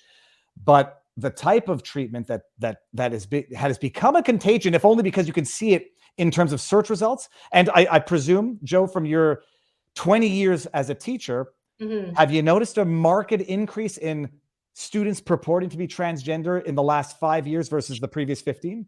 Well, of course. But and we have to admit this, when you make something, there's a big difference between it, just like being gay. When I started teaching, I wasn't gay. Like, I didn't say I was gay. And so there were far fewer people out who were gay. You want to know why? I was terrified I was going to get fired. I was terrified of what the law stipulated, how I would be perceived, what discrimination would face me as a result. So when we make something unacceptable, socially condemnable, even to the point of facing intense violence as your identity rolls out, and I've been very lucky, right? And when I speak to a lot of these issues, I got to be careful because I grew up here. I didn't grow up in a town where being who I am, looking the way I look, could get me into harm's way. I didn't. And I didn't have to face that. So when I run my mouth consistently, it's with a level of, freedom and I still feel a level of safety. I have to make space and I have to listen to all of those men and women who it doesn't even come close, right? Not just in our countries, but I mean all over the world, right? And I think that's a different discussion. So when you normalize something, of course you are going to see a change in the representation. There's no more gay people today. There's just more people that are willing to live how they are because now it's okay. It's an interesting thing. This is how being gay, right? No, well, this is literally proverbially the one screen, two films, where some say, as it gets normalized or as it becomes less taboo, people are more apt to come out and be open about it. Right. Flip side, the more you cover mass shootings, the more mass shooters you have. It's a known fact. The more you cover suicides, the more suicides you have, because people get inspired, people get encouraged, motivated, people get indoctrinated. The more you talk about cutting, self-harm, the more that it propagates itself as a phenomenon among kids. And the same thing, there was one more, goth, emo, these things, they spread like wildfire and then they phase out because the fad is over. And the only problem with the transgenderism fad, contagion, or discovery, depending on your side of the aisle, is it's one that leaves irreparable scars, much like scarring, where, I remember growing up with kids, because it was the fad back then, cutting. I mean, it's still done. It's still an issue now. That's interesting that you bring that up. I mean, I was just talking about this earlier today. I don't remember who. I was just talking about mental health. Okay. So in Ontario, we're changing our curriculum and he's including mental health once, a week in gym. Don't start me on that embarrassing attempt at doing something. But people will say to me, okay, well, because now kids will talk very openly about anxiety. They'll talk very openly about depression. They'll talk openly about it because I guarantee you they're on TikTok getting indoctrinated to made believe that they have every mental illness under the sun. But again, with a lot of my students and a lot of when they are talking about it, they've gone through a lot of different stages. Okay. I'm not going to I don't want to be too personal about what they've, how they've shared it, but it's funny because I look back 20 years ago and somebody said, do you think there was that much mental health issues? And when I look back, you initially knee jerk say no. And then I think, wait a minute. That kid who did drugs every single day and came to class, was that a mental health issue? The kid that snuck alcohol, we all knew kids like that in high school, who snuck alcohol into school to get through the day, was that a self-medicated mental health issue? The kids that were smoking pot in the smoking section, was that a mental health? The kids that were smoking. The kids that had such ADD and nobody diagnosed it. They couldn't sit still, and they were just labeled a troublemaker and a pain in the ass and were bounced out. Was that a mental health issue? And the answer is pretty much yes. When I was learning how to teach, or Well, yes, by today's standards, maybe not. Because this is the other thing. Why not? I'm sympathetic to a part of what you're saying, because I might have been that kid. And now someone says, okay, Viva, you got OCD with generalized anxiety. Good. You put a name, you put a label, a mental illness label on a pattern of behaviors. And the question is, do we have a propensity today of making everything a mental illness to be treated with drugs for whatever the reason? You're answering that. You're getting to the end of the thing. I think we are a society that is heavily dependent on drugs. Let's all admit that right now. And I'm not just the kind the doctor prescribes. You and I grew up at the same time where they gave out antibiotics with Halloween candy. There's a Mars bar, there's a bag of chips, there's some amoxicillin, right? We lived through that, but we're still that society. You have a headache, take an Advil. You are overweight, take this pill. You think you're a boy, take puberty blockers and surgery. But I think the rigmarole, I love how I can just throw that word in there. I still don't know what it means, but I'll put it. I channel my grandma. But I think what an individual has to go through, and again, speaking on this, I find problematic. I would love to sit with, experts in all of those fields, endocrinologists, child psychologists, and all of those fields in order to adequately talk about it, because I don't think I'm doing it justice. I only can speak to the people I know who are trans. I can speak to the students that I have seen go through what they've gone through and now are on the other side of it. I can speak to the fact that statistically, we are still looking at 1% of a regret rate. But let's get back to what we depend on, because I think that is a wildly underestimated number. I know we'll go back and forth on that. Yeah, but we won't know for another 10 years. But I guarantee we're going to know. Right? But I talk about how drugs and alcohol. Look at our society, like the illicit kind, right? That we couldn't shut down during COVID, and I don't want to argue with you about COVID. Well, we could not shut down, whether you agree with shutdown or not. Okay, we could not shut down alcohol stores, beer stores, and the liquor stores, because you don't want people going into withdrawal. I mean, first of all, that was the rationale. I actually, it's insane. Well, I don't believe that was the explanation. I think it's just a filthy, corrupt government wants to make sure they collect their tax dollars. I don't think withdrawal. Oh, I think it would have been horrible. I think it would have been horrible. I think that withdrawal, and I think alcohol. I mean, you would have had people trying to get there in so many different ways. The amount of dependency we have in our society is something I would love to discuss and really get into, but nobody wants to, because they'll say stupid crap like, well, I'm an adult, I get to make my own decision. You are, but let's not if you're an adult that gets to make their own decision, that's cool. At what point does that happen? And if you're going to use that logic, you got to use it across the board. And so I do understand when we talk about minors. I think in Ontario, and I could be wrong, our laws are a little bit different. So I think at 14, you'd have to if you can look this up at the same time.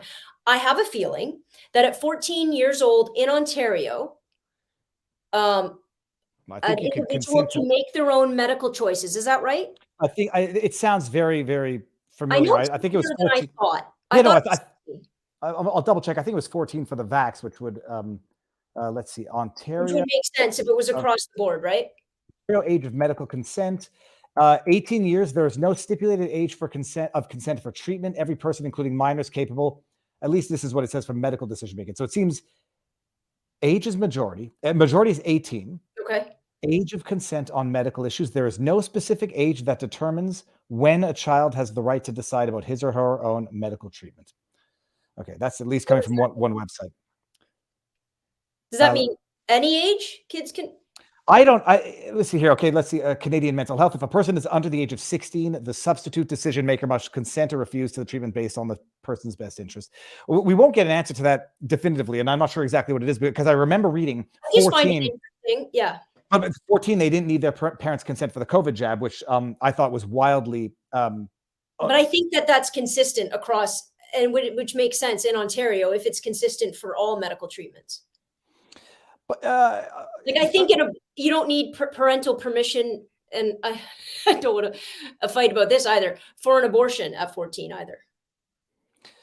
I don't know. I'll double check that. Okay, Holy you can cow! double. But I'll tell you what. My issue with, I'll just say before I forget. When you say Okay. like, I want to, you know, I don't know experts in endocrinology. I don't know, you know, I'd like to talk with the experts. I've now lived through an era where I don't think experts are trustworthy in any way. And this would be one. I'm not bringing this up for any other reason. Turn off notifications. Oh. Get this one on here. An expert who comes in and talks about gender affirming hysterectomies. That occur. A hysterectomy itself is the removal of the uterus, the cervix, which is the opening of the uterus, and the fallopian tubes, which are attached to the sides of the uterus. Some gender affirming hysterectomies will also include the removal of the ovaries, but that's so. Yeah, you know, we're talking about, like, when we talk about experts. Say it again. Were you just informing me what a hysterectomy was? No. I just like when grade 7 and 8 gym. Like, I know. Well, see, the idea, it's only the issue of at what age any of this should be available to anybody, if ever. Well, that's not true, because I think it is a slippery slope. I think if somebody sat down and had honest, heartfelt discussions about all of the cause and consequence, all of the effects, mental capacity, and all of those things, and had a legitimate conversation about that, let's say before a particular age. I don't know if it should be 18. But here's my problem. You know for a fact that people are using that as a stepping stone to start using words like eradicate trans ideology. He is not talking about, and I'm not going to spend any time talking about him or Mr. Matt Walsh. They can have his fine time on their own. They are not talking about just kids. They are using kids as a place to weaponize, get at fear centers in order to ban, in order to get at everybody. And I just... Let me stop you there. I mean, because some people are going to say that is either confession through projection or accusing your enemy of doing what you're doing. A lot of people are saying that the trans movement are deliberately targeting the kids and using the kids' purported best interest to further push this very slippery slope of... Can I ask a question, seriously? Absolutely, please. Let's say I have a kid. What on earth, as a parent, would be my... what benefit would I reap? What? It's a very easy question to answer. Go ahead. Social media virtue signaling currency. No, but what would I get? Like, if I'm a parent, though, forget about social. Like, let's just Munchausen. Social media Munchausen by proxy. I have a kid. A kid. You're talking about a Munchausen. I mean, well, then we're talking about this many people. Well, but we would be. Munchausen doesn't come up very often. No, but we would be, except for the fact that once the contagion takes off, it's no longer this. Wow. Now you have parents who are saying, "Oh, my kid's 3 years old and is transgender. Shower me with praise," and that's what's happening. It becomes liberation. It becomes virtue. It becomes a way of attaining social status with having done nothing but indoctrinate a 3-year-old because you think that they are, like Barbies and they're a boy. Anybody like that?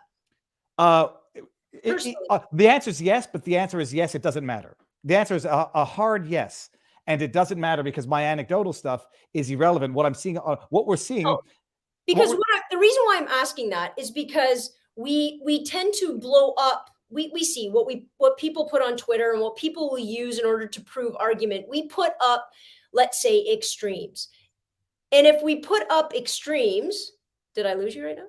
No. Oh no, you see me right? No, now I lost you. Okay, hold on. Wait for it to refresh. Uh-oh. We have broken the internet, people. Hold on. Do I want to refresh? She's frozen. I'm going to give it 30 seconds before I panic. And chat, remain calm, even if you're hearing things that you don't like. This is what being an adult is about. Do I want to refresh? I hope. I'm going to refresh and just see what happens. It says you're... Okay, no, you're back, but now you froze again. Tabarnouche. Oh, okay, she'll come back in a second. This is people. Anybody who thinks that I'm an asshole based on my Twitter profile, I would understand.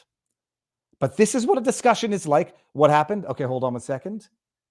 Let me reply. Hold on, people. I'm replying in real time. I think Joe can still see me. How do I reply? For goodness sake, I'm going to, is it me? Because now my internet's working. Give me 1 second. I'm going to reply to her. Come back in, and I'm going to give her my number. I'm not going to say that out loud. Come back in and send. Okay, hold on. I think Joe can probably still see me. Chat, do you still see me? I guess that's the question. Let me just go to the chat in Rumble. Guys, do you still see me? Your connection, my connection is solid. Okay, I'm not reading that.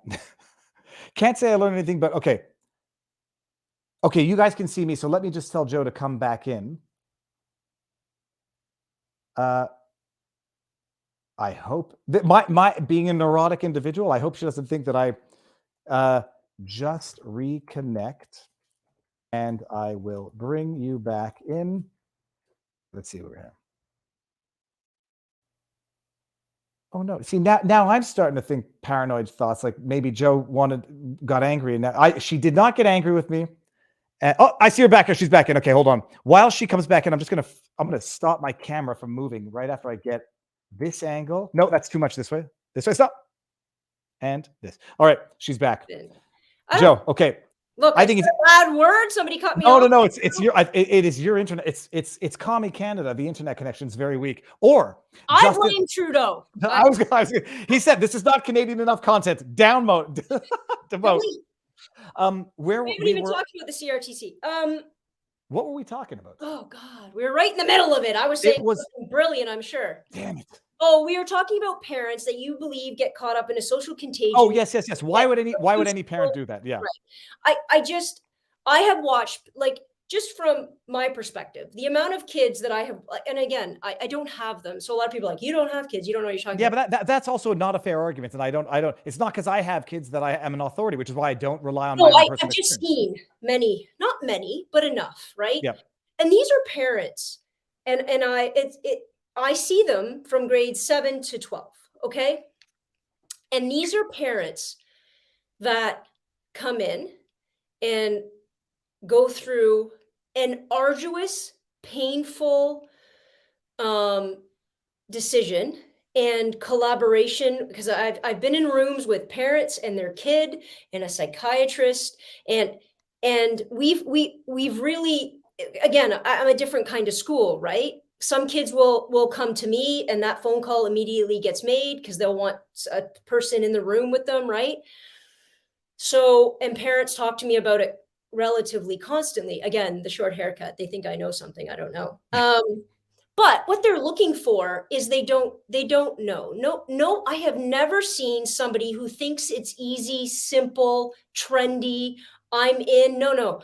I have seen kids struggle with it, I have seen parents struggle with it. I have seen layers of psychological assessments, and I still haven't seen, until they're older, I still haven't seen anything significant being done. I have heard of hormone blockers in younger kids. Like, again, my youngest is grade 7. So what is that, 12? But that's pre-puberty.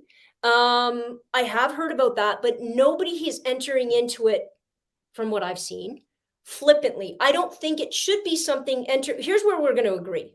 And then I think we should probably move on to something we can actually, go back and forth on. I don't think the majority of anybody enters into their kid's life being harder and being more painful and being more exclusionary. I don't think anybody's choosing that road. The majority of people aren't choosing that road lightly. And that includes doctors, and that includes parents, and that includes the kid. I know that we see there's ideas of that happening, like, just like, oh, it's a Thursday, my kid. But I don't perceive that as being just like many decision. And this is where I would say, this is where we fundamentally agree to disagree. The doctors don't necessarily enter into it flippantly. They enter into it economically because it's been a wildly lucrative business for them. Parents don't enter into it flippantly. They enter into it begrudgingly, or very, with a heavy heart, because the doctor who's making a shit ton of money off of the procedures tells them, would you rather have a dead girl or a dead son or a living girl? The kids don't enter into it willingly. But my goodness, is it an easy way for the kids to get attention? Because at the end of the day, all kids kind of want attention and they find ways of getting it. I say this as the youngest child, and I had my own ways. The kids are also living in a world where they are literally being indoctrinated with it in terms of algorithmic promotion of ideas via TikTok, via Instagram. It becomes an easy way for them to attain victim status and therefore attention and valorization in real life.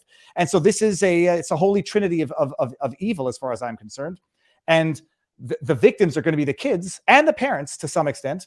Yeah, that's it. The first place we disagree, and I mean, again, this could be a whole other podcast, is the doctor as a source of profitability, and to hell with the welfare and the benefit of the child. I don't think we're ever going to see eye to eye on that necessarily. I don't think that that's never been a possibility. I just think painting doctors with that brush is but see, this is the thing where, like, some people are going to say, and this is where they're going to assess the critical thinking. People are going to say, we just lived through COVID.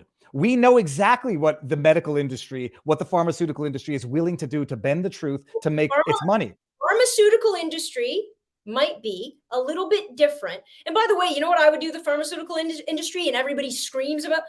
I'd nationalize it. I'm trying to think of it. Where would there be a good example of having nationalized medicine? I mean, you're close. I should say we are close to it in Canada. Why? How can Canada? I find this fascinating. This is a whole different subject. I find it fascinating that Canada can have a nationalized healthcare industry without nationalizing the cost of pharmaceuticals. Well, the two don't go together very well. When you're allowing companies to profit with such extreme profits from medication that is necessary in order to provide, let's say, like my mom's immunotherapy, right? It's over $5,000. My mom had immunotherapy for a straight year, over $5,000 each shot. I'm curious about this because it should be covered. Why is it? Oh, it is. But that's how much it was. Yeah, but see, that's part of the corruption of having it covered, where then because you're insured, they get to jack up the prices, and then that's Ontario, right? I know that immunotherapy is incredibly expensive it's all expensive. But the flip side, Joanne, for goodness sake, you have a nationalized healthcare system in Canada. We do. That sucks crap. I mean, it's objectively terrible. It's so terrible. Let's use my mom. I mean, we use it as an example, but look at what my mom just went through. And she went through it at the height of COVID, at the height of when everything was on the brink of collapse. Okay. Yeah, ironically, that might have been the best time because fewer people were going to the hospital, so she might have actually been able to get. But it was like everything was terrifying, especially in the beginning, right? Like at some point, again, for the love of God, I don't want to go down the COVID argument. Well, just for the crowd wants to know, Joanne, and I'll leave it. I will not grill you on it. Okay. I don't even know if I want to ask you the question because it's like it's the litmus test. It's like pro-abortion, anti-abortion. I don't think it's quite as nuanced because anti-vax. No, not pro-vax, pro-mandate and pro-lockdown. Did you support it? And did you support the vaccine mandates? Not knowing what you know now. I'm going to ask you that as a two-part. Did you support it at the time, and do you support it now, knowing what we all know now? So at the time, of course. I mean, and I'm saying that honestly because I was scared. I was scared. I think everybody was legitimately scared. I have never seen in my lifetime the government decide to shut down money. Like to me, that's it didn't make sense that. So number one, but the thing about the mandates, the vaccine mandates, did I agree with getting the shots without being to some degree? Yeah. Here's my problem. You can't, and I've said this in Twitter before. In order for somebody to have a job, let's use it as a job basis, right? Nurses, we'll stay with nurses because we were there. There isn't a single shot that can be mandated for a nurse to take to keep his or her employment. There's not one. So anybody who is a nurse in any hospital setting, there is a legitimate out for any shot that they want to take, right? During this time, you cannot just add a shot and then as a result get fired for not taking it unless That was a part of your contract in the first place. I don't understand how the unions didn't lose their minds about that, which they did, by the way, and you're going to see it. They're all going to get money for it. They're all going to get money. Mark my words. It'll take a minute, but they're all going to get money for it. Now, if it was in their contract, kind of like the military, because let's be honest, we give those men and women anything the government sees fit, right? They have to. That's not a choice. If it was in their contract, that would be different. But since it wasn't, losing your job as a result of that, no. Now, if you wanted to say, cool, you are going to have to stay home. I'm going to pay you. I'm going to hire, because we think the risk is that high without vaccines. I'm going to hire different nurses in order to run while we go through this pandemic. To me, that would have been the rational but horrifically expensive choice. But it would have been more rational. It makes sense. I just want to be equitable about the rules of every vaccine and every shot. Like, nurses don't even need to take a TB shot if they can get out of it. It was never true for anybody else. Like, teachers didn't have to take the shot. We didn't need it, right?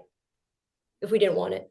It's an interesting thing. On the one hand, some people were terrified and still didn't support the mandates. I'm fortunate in hindsight to be able to count myself as one of them. I was freaked out for maybe 2 or 3 weeks, and then when I saw that they were locking the dog run outside, it's like, this is bullshit. I got 2 shots, not so much because I was terrified of getting the Rona. You want to go to Denny's? No, it wasn't even that. I swear to you, it wasn't even that. I ran for office in Quebec, and so I was terrified of the social element because I played with my kid went to the daycare right across the street from where we lived, and I always played with the kids in the park. I'd come out during lunch. If the wild internet guy got a kid sick and they died, I mean, it would have been the end of my life regardless, right or wrong. Yeah. And I've got a very neurotic Jewish mother who's like, get the vaccine. Why aren't you getting the vaccine? So I took my chances one way or the other. But I never supported the mandates. But there were people out there who, you talk about the military, they're forced to take everything. There are people out there who know the history of the government, pharma, testing on the military, who didn't support it for that very reason, set aside the whole, they never proved any sort of safety about this vax. But it's interesting. It's a question of perspective. I look at you say that, and I would then conclude that despite all the evidence of the wrongs of governments of past, the experimentation on the military, you haven't yet learned the lesson that you can't trust the government. You can't trust people in panic to make the right decisions. And then we're just learning the different lessons from the same set of facts. And I say this without judgment. I don't think you're stupid. I think you're actually. What you're saying. Listen, I also sit in a position. Let me be very honest. I remember going through all of this and people talking about the Tuskegee experiments, which, to be honest, I didn't have a lot of education about. I also happen to be white, obviously, upper middle class. I've grown up. Remember this too. I've grown up. My first steps in a hospital. Do you understand? I've grown up. I don't have the utmost distrust in government. Or as an extension, what is going on? I still see you. Okay. Or a mistrust of the healthcare system as a whole. I don't have it. I really don't. I don't see it as being, I don't have that level of fear. That does not mean I don't get second, like if I got whatever, if something was wrong with me and I got to go to get a second opinion, doesn't mean I don't do that. I don't necessarily trust an individual for being perfect. I don't give God complexes to doctors. Let me put it that way, right? I don't sit down with my doctor and go, oh, whatever you say. No, I don't. But I also do have genuine faith, and your people are going to lose their mind. Listen, I'm never gonna lie on here. There's absolutely no point. But I do have genuine faith in, let's say this, the science of the day. Not to say that the science is always perfect, but I don't know what else to do other than do that. This is where I would make a distinction, and Joe. I mean, this is not a question of arrogance because there's no but. I think it's. I would just say, I'm just being honest. I know, and this is where people are going to look at you and say you're smart, you're clearly articulate, you're just wildly naive. Like that's what people are going to say. Where you look at just. I never disagree that there isn't some naivete to who I am, which is why, by the way, I give a lot of room in classrooms. I give a lot of room for the greater good being created by a bigger group of people in the room. That's what I mean. I mean that the more people at a room, like I would say to my kids they would say, Joanna, do you want to do the hiring at school? I said, no, I don't. I would love to be on the committee, because if it was just me, I would hire just me's. And I don't mean that arrogantly. I just mean we are drawn to similar ideas that we see in other people. We think they're good people, right? People will say, oh, I have a good vibe, or I have a connection. What you're saying is there's something familiar and it makes you comfortable when you see them. I don't necessarily want to be surrounded by comfortable, because I don't think it brings out the best. If you and I were to sit down and really hash things out, like, I know we've jumped all over the map today, but I do think we would get to a better solution than if it was just me and my echo chamber and you and yours. Well, this is what, for all the shit you might be taking in the chat. I mean, and I can't see the chat, guys. You're better off not seeing it. No, it's not that bad. I mean, it's people are saying, like, okay, naive, doesn't learn from history, whatever. I'll say this to your credit, and this is not to what's the word? This is not to be to like just make you feel good. To your credit, and I suspect your classroom is the same. You won't call the student who comes out and says, no, there are only two sexes, boys and girls. You won't call that kid a bigot. I don't think have a conversation about it. And I don't think you would. I look. I'll project my own I'll project onto you. I don't think you would grade them differently. I had a philosophy professor at McGill who was a wild. I mean, I'll say not an indoctrinated feminist. A wild feminist, because I consider myself to be equal rights, which I think implies feminism. Who I believe graded me harshly because I said that Andrea Dworkin is fundamentally wrong in claiming that there's some sort of supremacy to the natural act of sex. And I said we cannot come back and argue feminist philosophy another day. I'll come on with you and we'll talk. I just need to refresh my memory, because I remember Andrea Dworkin said, the act of sex is inherently male dominance. It's like you cannot moralize an act of nature. Same idea. So in as much as I disagree with you and why you think the way you do, I don't think you would judge students in your class or shut them down.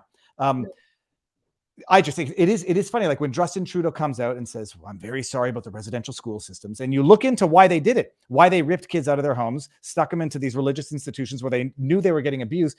Assimilation, better good of the kids, because the government thought that was in the best interest.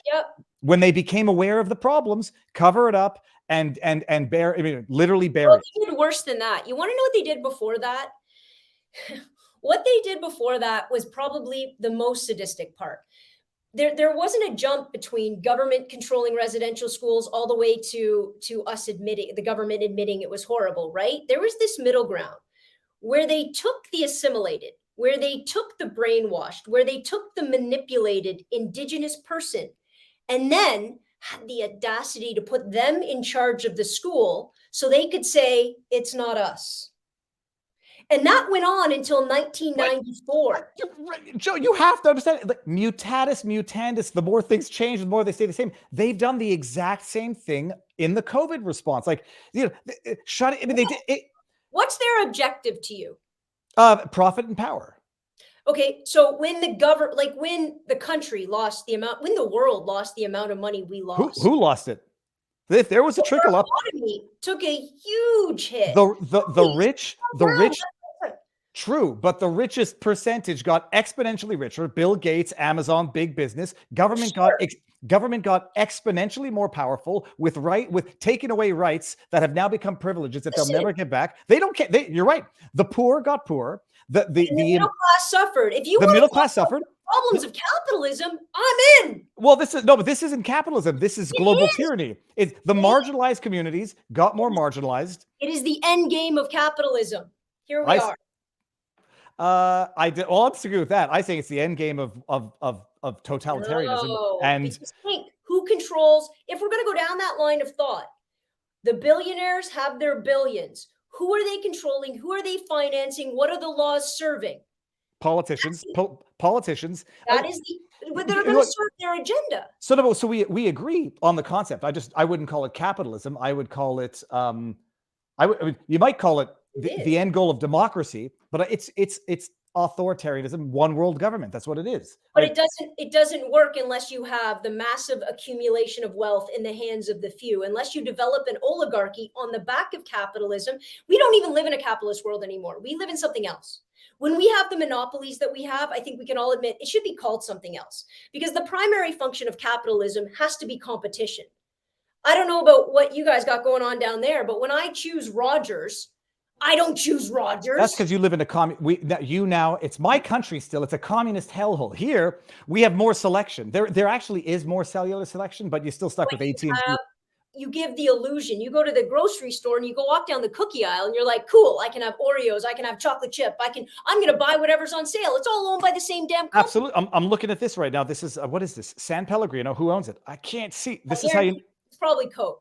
I'm trying to see, but whatever. I don't know. Bublé's owned by Pepsi or Coke, whatever. No, but we agree on that. I mean, it's a cool conversation to have, though. I think it's interesting to talk about what choice really is and the illusion of choice that maybe we all think we have, but don't necessarily have to the degree in which we have it. Oh, no, I've become radically and wildly aware of that during COVID. And you know, people ask who profits. It's obvious who profits. The currency of politics is power, and the currency of those who want to control the world is both power and money, and they've gotten more of it now than they've ever had before as a direct result. You could do one thing, just one thing, because I don't want to go too far down this road, to change it. What would it be? I cannot say that without getting put on. Okay. I was going to make. I'm joking. I'm totally joking. If one thing. Yeah, one thing. It would be to regain national autonomy, national sovereignty.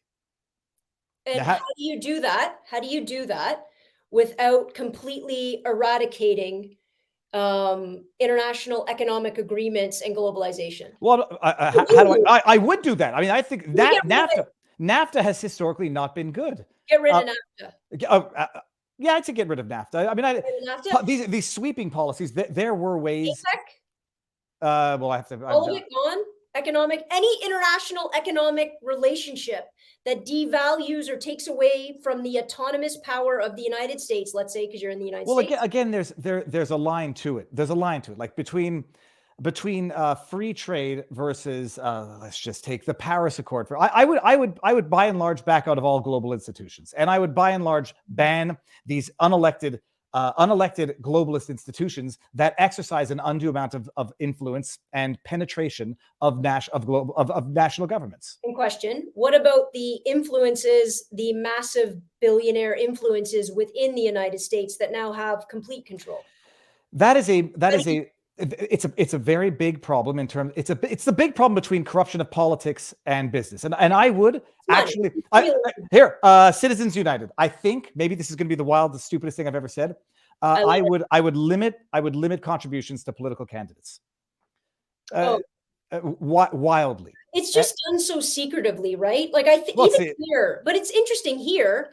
I think you can't. I'm gonna. You know what? I'm not even gonna say because I'm not gonna get the right number. I didn't think to look at this up about what the maximum donation is and what's the maximum you can have when you run. Right for in Canada, I think it's $200. But then the problem is they all start their filthy, corrupt foundations, which is nothing but a pay to play. Whether it's the Trudeau Foundation, so they find loopholes, just like people find loopholes around, they find loopholes around taxes. They find loopholes around paying their share.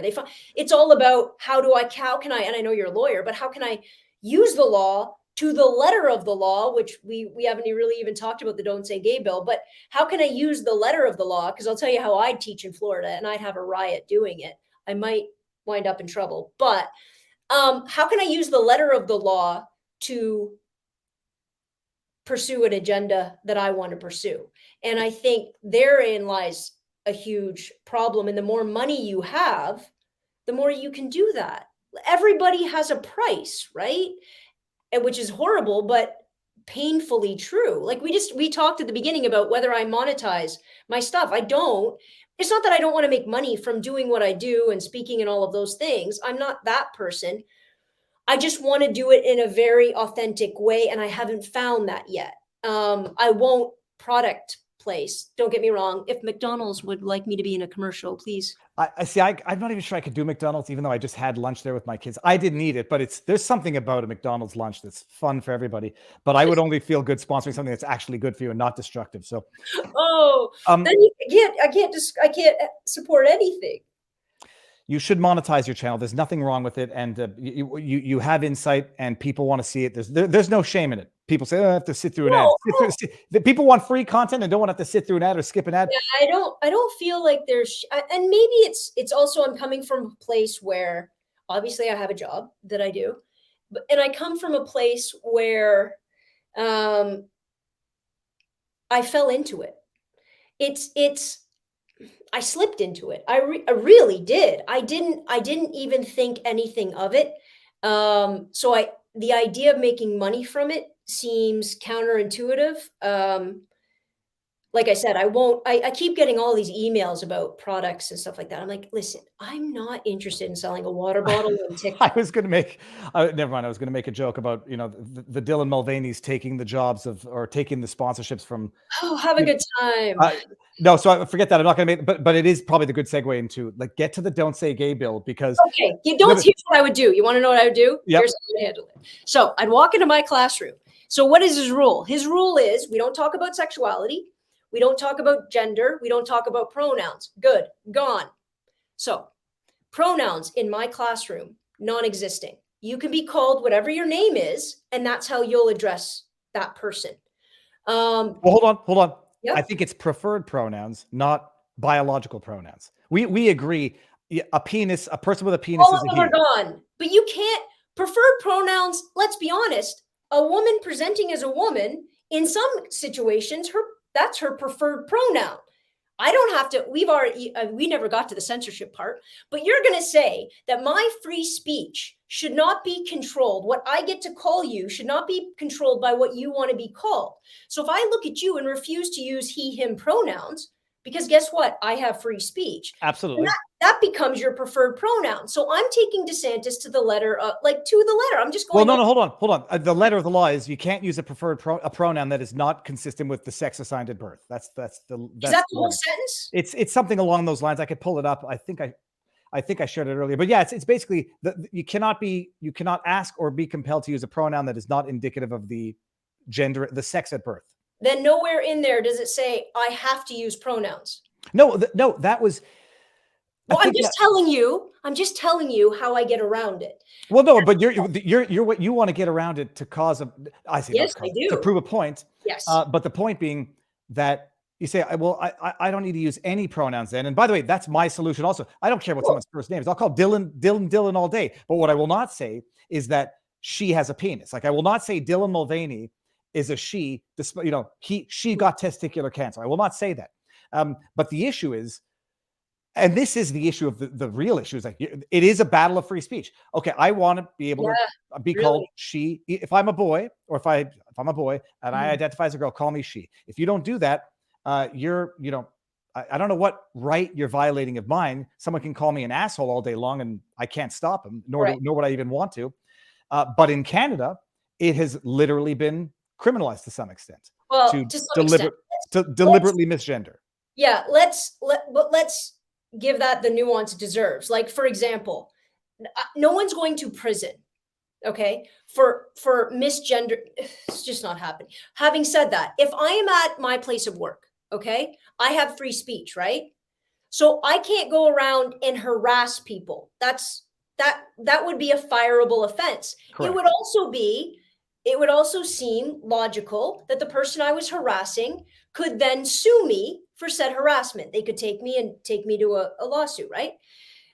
What I think, and I know you're the lawyer, so heaven help me, but what I think we're talking about here is adding purposeful, not accidental, purposeful misgendering as a way that people can harass. Because if you don't want to use he, him pronouns for, let's say I was trans, okay? You don't need to, but you can call me Joe because that's my name, right? Yeah. So you have a way around. If you are going to purposefully, every chance you get, with a bit of a grin on your face, say she, I think it's fair to say it's harassment. And as a lawyer, that was one of my arguments all the time, is that psychological harassment has always been already covered under the law. The issue becomes when that psychological harassment, and I'll put it in quotes, is literally as fickle and capricious as the person's desire of the day. When someone says, okay, well, today I'm a he, tomorrow I'm a they, and it has become that capricious. The people Has say, it? Have you seen anybody? Absolutely. Has anybody gone to jail? Oh, well, first of all, in British Columbia, there was the case. It was an Italian-sounding restaurant name where they got fined like $30,000 to $40,000 for misgendering. You don't pay that fine, you go to jail. I mean, that's not just the slippery slope. That's the trajectory.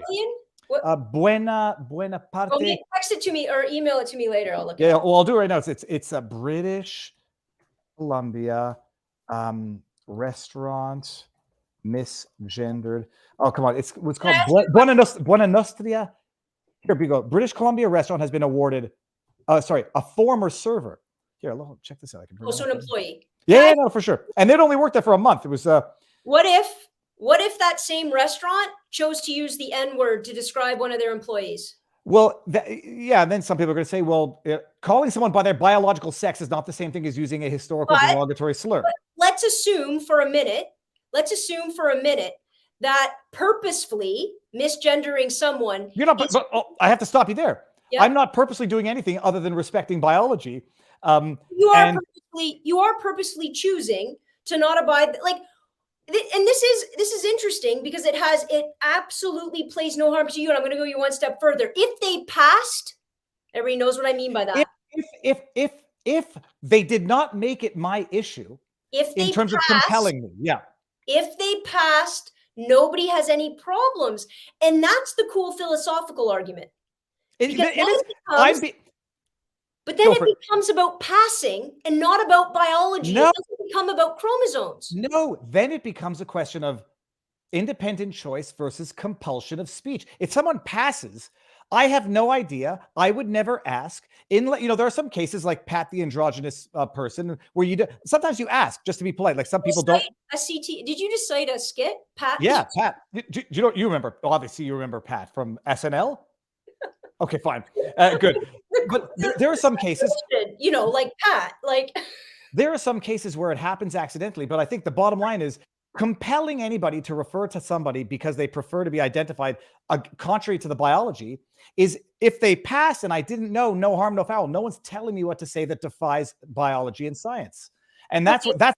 But again, yep. If I'm again compelling speech, if I want to use some horrific slur to describe somebody, why is that not okay? Well, there's two. Legally, you can explain the legal road for that.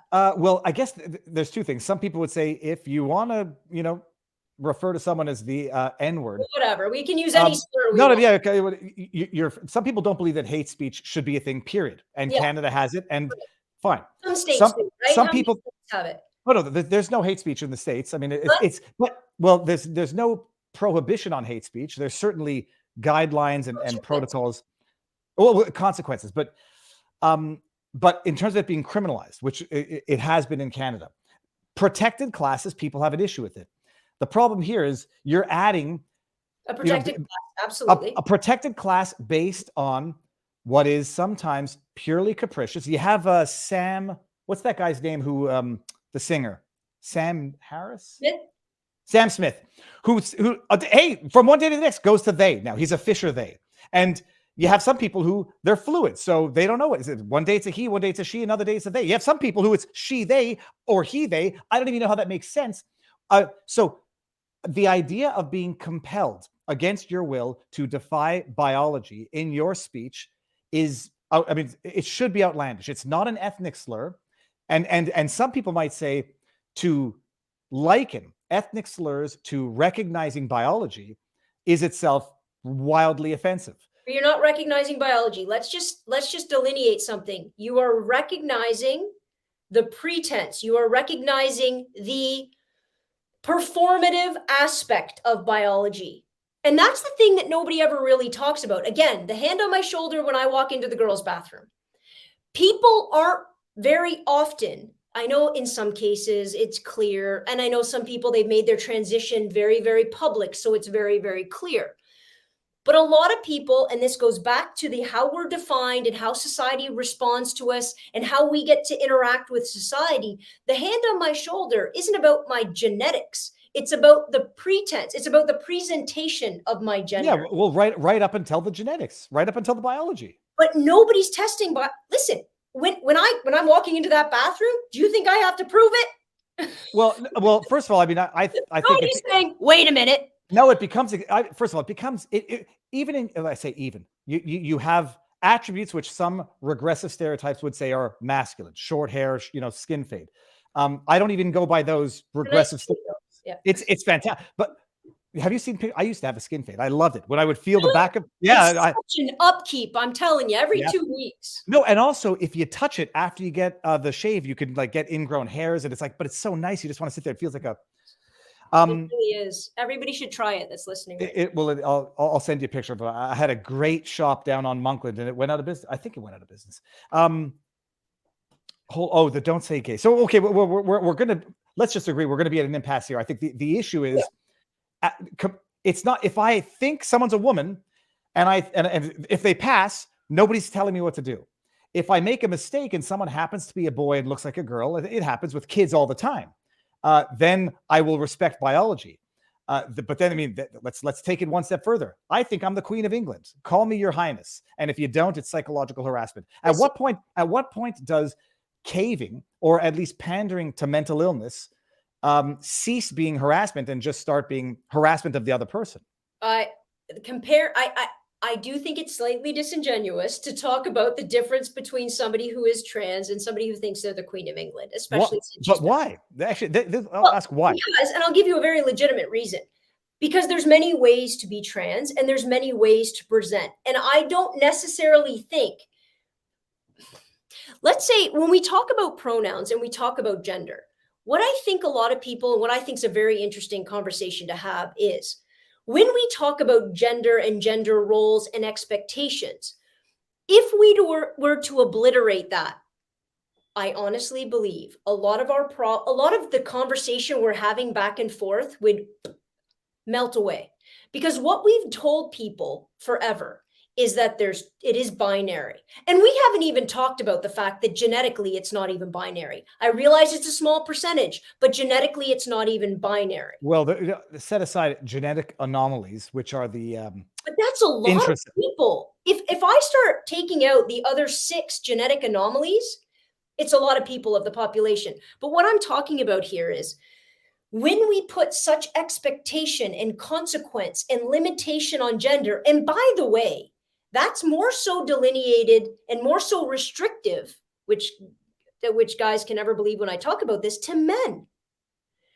Women, I'm allowed for the most part to walk around like this. Once in a blue moon, I get a hand on my shoulder, right? But I'm allowed. Girls, cisborn girls are allowed to come to school with short hair and baggy pants, right? It's accepted. And not only is it accepted, to some degree, I'm moving up, because we still live in a world where masculinity and the ideas of masculinity are prioritized, are seen as more important as feminine traits, being rational, being competitive, being strong, right? And again, I'm not supporting that idea. I'm saying it is what it is. So when we've done this, we've predominantly done this to men. We have limited, when I watch a young guy go through struggles at school, and I watch the outlets that they have or don't have as a result of our culture, and what they can and can't do, and what they can and can't access, and how they can talk about it and how they can't. It is, to me, the fundamental flaw when we talk about growth in our society. Everybody's listening to Andrew Tate. We need to stop, because we need to talk about. But Joe, this is the hypocrisy or the contradiction in terms. Okay. We place too much emphasis on gender stuff, and so we tell a boy who thinks that he's into girl stuff that he must be a girl and that he has to change his identity. No, but that's not what I'm speaking to at all. Not at all. I'm saying if we loosen those restrictions, if we stop telling our young boys so emphatically, which they are, by the way, if you play with a Barbie, you're gay. That's not what my son does. That is not, if we stop doing that, if we started teaching our kids how to be kids, by the way, yeah, well, first of all, I think I just have to disagree with the premise. I don't think people say that a kid playing with a doll is gay, and I think people who do that are doing the exact same type of gender deforming stuff. But someone in the chat also, I was literally going to say it, referring to the genetic anomalies are different than psychological predilections. I mean, that's the thing. Okay. Genetic anomalies exist. Nobody denies that. Sure. And there's that one athlete where it's intrasex, I think is the word. But for the rest of it, it's psychological predilections, if not mental illness, that you are. I had a schizophrenic cousin. You have a big group of doctors, and I know you're going to say, to hell with doctors, they suck. I don't know how else to have the conversation unless I've gone to med school and become a psychiatrist. I don't know how else to have the conversation. Yeah, but the problem with that is I don't need to have a medical degree to know that there is. But I need barring breast cancer, there's no reason to cut off the breasts of a 15-year-old girl to make her into physiologically a boy. I don't need to be a doctor for that. I'm assuming you stand against all physical changes for people generally. I said the because where I run into the accusation of hypocrisy. Story in a second. Okay, go ahead. Well, no, I say circumcision. That's the one that everyone always thinks they come back and say gotcha because but no, I say like I think that could be illegal, but that's just me. Well, and I understand people who think it should be illegal because it certainly is. If anyone's seen it, it's not a nice thing to look at.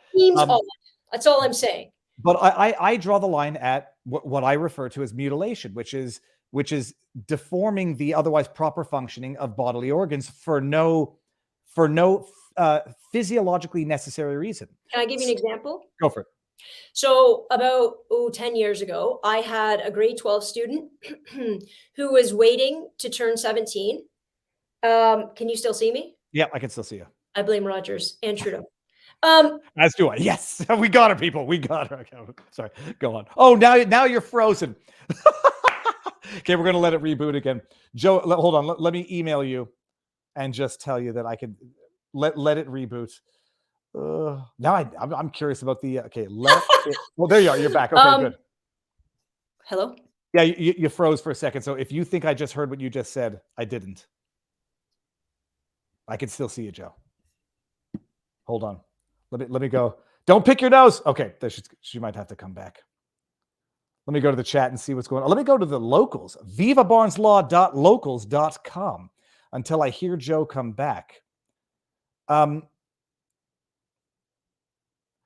not sure I'm going to read all of these. Okay. Okay, let's go. I'm going to wait for Joe to come back. I think she just popped out. She's going to have to reboot because wait for more of this. In Canada of the year 2024, the internet goes out when the internet hears words it doesn't consider to be Canadian content. People, I'm reading the chat. I told Joe not to read the chat because the internet is the internet and people speak freely. And there are genuine disagreements. And then there are people who take advantage of the anonymity of the internet. But we're both big people, big, give me 2 minutes. Okay. We'll do. Let me reply to that. This is, you don't have to agree with the people you're talking to. And if the purpose of discussion is to compel them or to hope that they agree with you at the end of the discussion, that's disingenuous discourse. We're fleshing out where fundamentally we disagree. And I told Joe, I told her live, so I can say it again now. It's the idea that like at some point you see the corruption in institutions. You see the corruption in government. And it's an amazing thing. Like mutatis mutandis, the more things change, the rationale stays the same. The MO to some extent stays the same. And the reason why there is no less corruption in today's government than there was 100 years ago is because people are people. Institutions have certain traits to the institutions. Those who vie for political power, some do it for damn good reasons, as do some people who become teachers and police officers.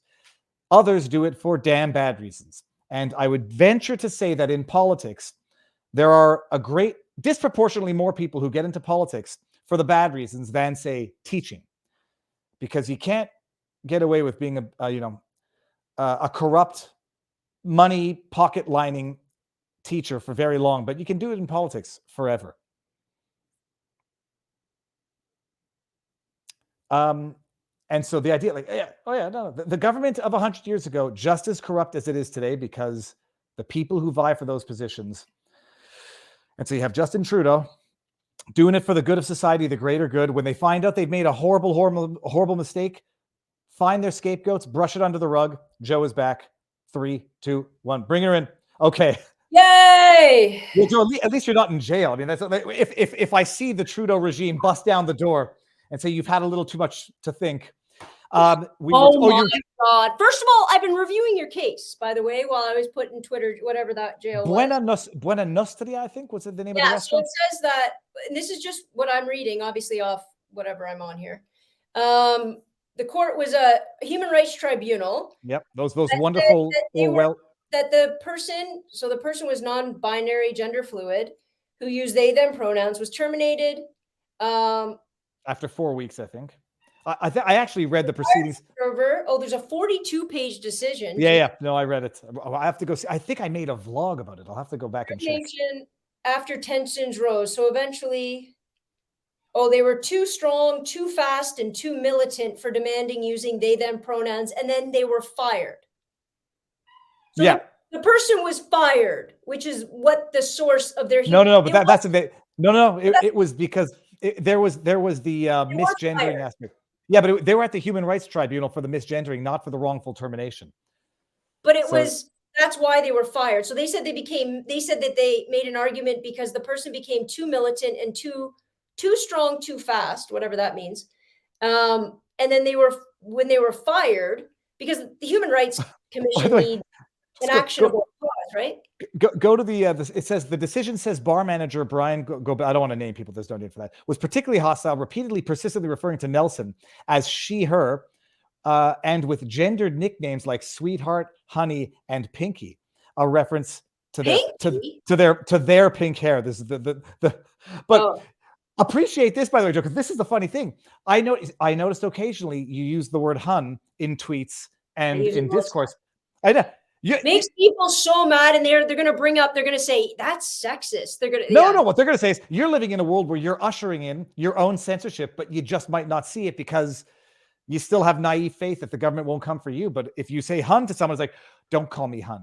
And then you're gonna have to grovel and apologize for misgendering someone and saying, I didn't mean to do it. I'll be better for the future. Listen, my particular stance is very, very clear on that. I don't care what you want me to call. And I don't make this argument because it's my personal one, but why on earth, whatever you wish me to call you, I mean, that's what I'm going to stick with. Could I make a mistake? I've had kids, I've had really good friends transition, and sometimes it's hard. I've had friends that have transitioned that I've known for a long time, and every once in a while, it falls out of my mouth because I've known them for 10 years, as a she, and let's say now as a he or whatever. And that mistake happens, but I do consider it a mistake. And I do acknowledge, I know we were deep in a gender conversation a second ago, because I do think that the way that we create a binary, the way that we create the world, the empirical treatment of people matters with how you present and how they respond to that presentation. And when we're talking about something so superficial, I just think maybe it's time we start just deconstructing the why of that, because that matters. The why is easy. You're asking me to violate, to contradict a biological fact. Yeah, no, not that why. The why about why we have the binary, the gender binary in the first place. What purpose is it serving? How is it restricting us? How is it limiting who we're allowed to be and how we're allowed to be that person? I read something today that 40% of our happiness index is genetic. What? And then I did a little bit of research, as much as I can understand. I'm like, 40% of how happy we are has nothing to do with circumstance. It has to do with our genetic coding, right? What sort of is preset in our brains. And I thought about that for a second. I'm like, holy shit. If that's true, think about everything else that we are genetically predisposed to do, not based on gender roles, genetically predisposed to do. But I'm wondering, I would love this study, how much do we almost immediately disclude based on the sex to which we were born? Or how much do other people immediately, and you're going off like, oh, parents never say don't play with that doll. Stop it. No, but even if, first of all, that's within their prerogative of as parents. And I may disagree with it. So some saying don't get into chess or don't get. I might disagree with it, but that's the prerogative of the parents. Where we have the issue is whether or not teachers should have any role in having any discussion about that with kids, let alone a secret role that they would be doing with the kids and concealing it from the parents. The concealing and the secret, that's a different conversation. 100%. The only time I can't even conceive of that, but the only time is when I thought a kid would be in threat at their home. And if that was the case, I'd have to pick up the phone and I'd have to call another agency anyway. If I thought a kid was at risk in their home, my job as a teacher, which is the heart, like when people talk about teaching, it's like you think like it's just this easy, disconnected job, when in actuality, especially elementary school teachers, are the front lines for finding and for acknowledging horrible things going on in their home. But this is the question, and this is when it becomes a slippery slope. If people consider misgendering as domestic violence, as a judge in British Columbia suggested in that case, sure. Well, then you might get a teacher. I'm not saying you, and this is not a finger pointing. You might get a teacher who says, if I tell the parents, they might continue to misgender the kid and cause domestic violence. So now I'm empowered by this obiter in a decision. I'm going to keep it secret because if I tell the parents, they're going to carry out this act of verbal violence and continue to misgender their kid. I have a question for you. Yep. Let's take away the gender aspect for a second and the trans act. Let's talk about a gay kid.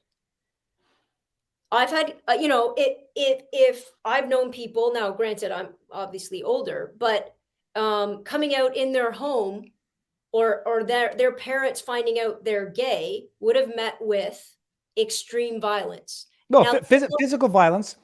And well, I don't know how let's just say the kid has bruises, like a kid comes to school with bruises. Yeah. It's a no-brainer. And then you say, I'm not saying that that's reached. Okay. Cause here's the hard part as a teacher.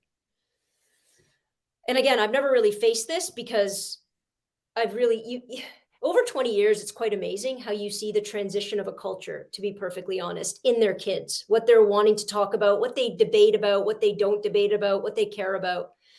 But if to walk home, if I was in my house and I was going to come out, or I had a girlfriend at school and my teacher was going to tell my parent I had a girlfriend, because that's what they want, right? They want teachers to be open with parents. But as the kid, I know that if you tell my mom that I'm gay, I'm going to go home and I'm going to get beat. Now, what do we do?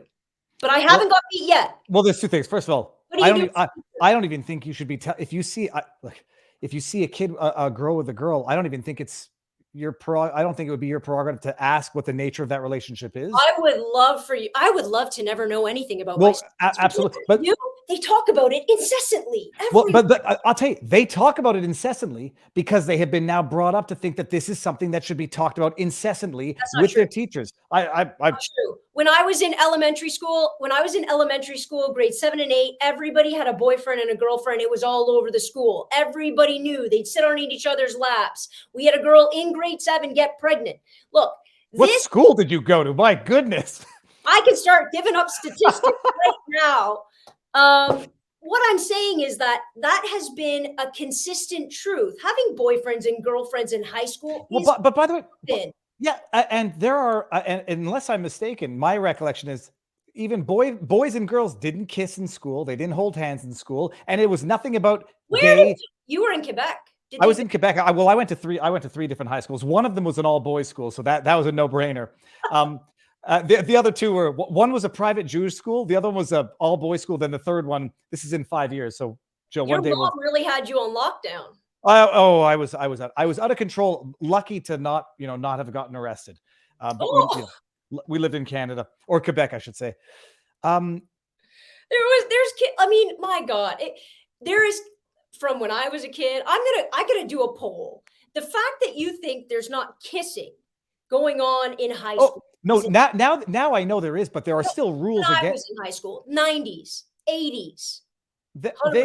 Geez, I mean, the issue is not whether there was kissing. The issue is whether or not there were, whether or not open displays of affection were tolerated. What do you think?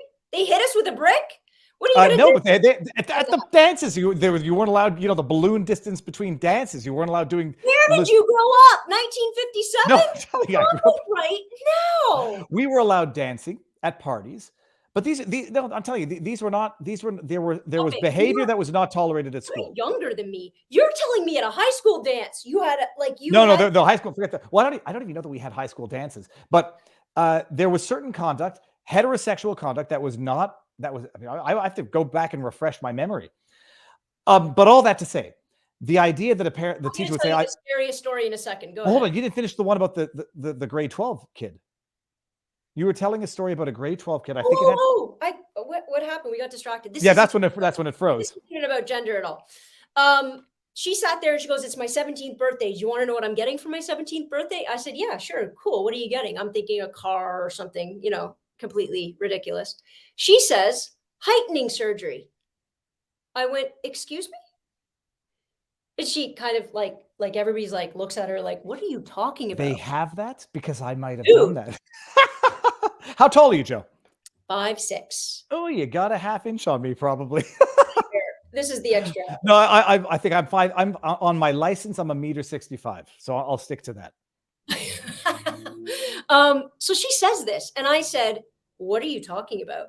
And she goes, "On my 17th birthday, the doctor said that I'm grown enough," or whatever. Like they can tell, I guess, when your growth plates have fused, or I don't know, however that works. So you're not going to grow anymore.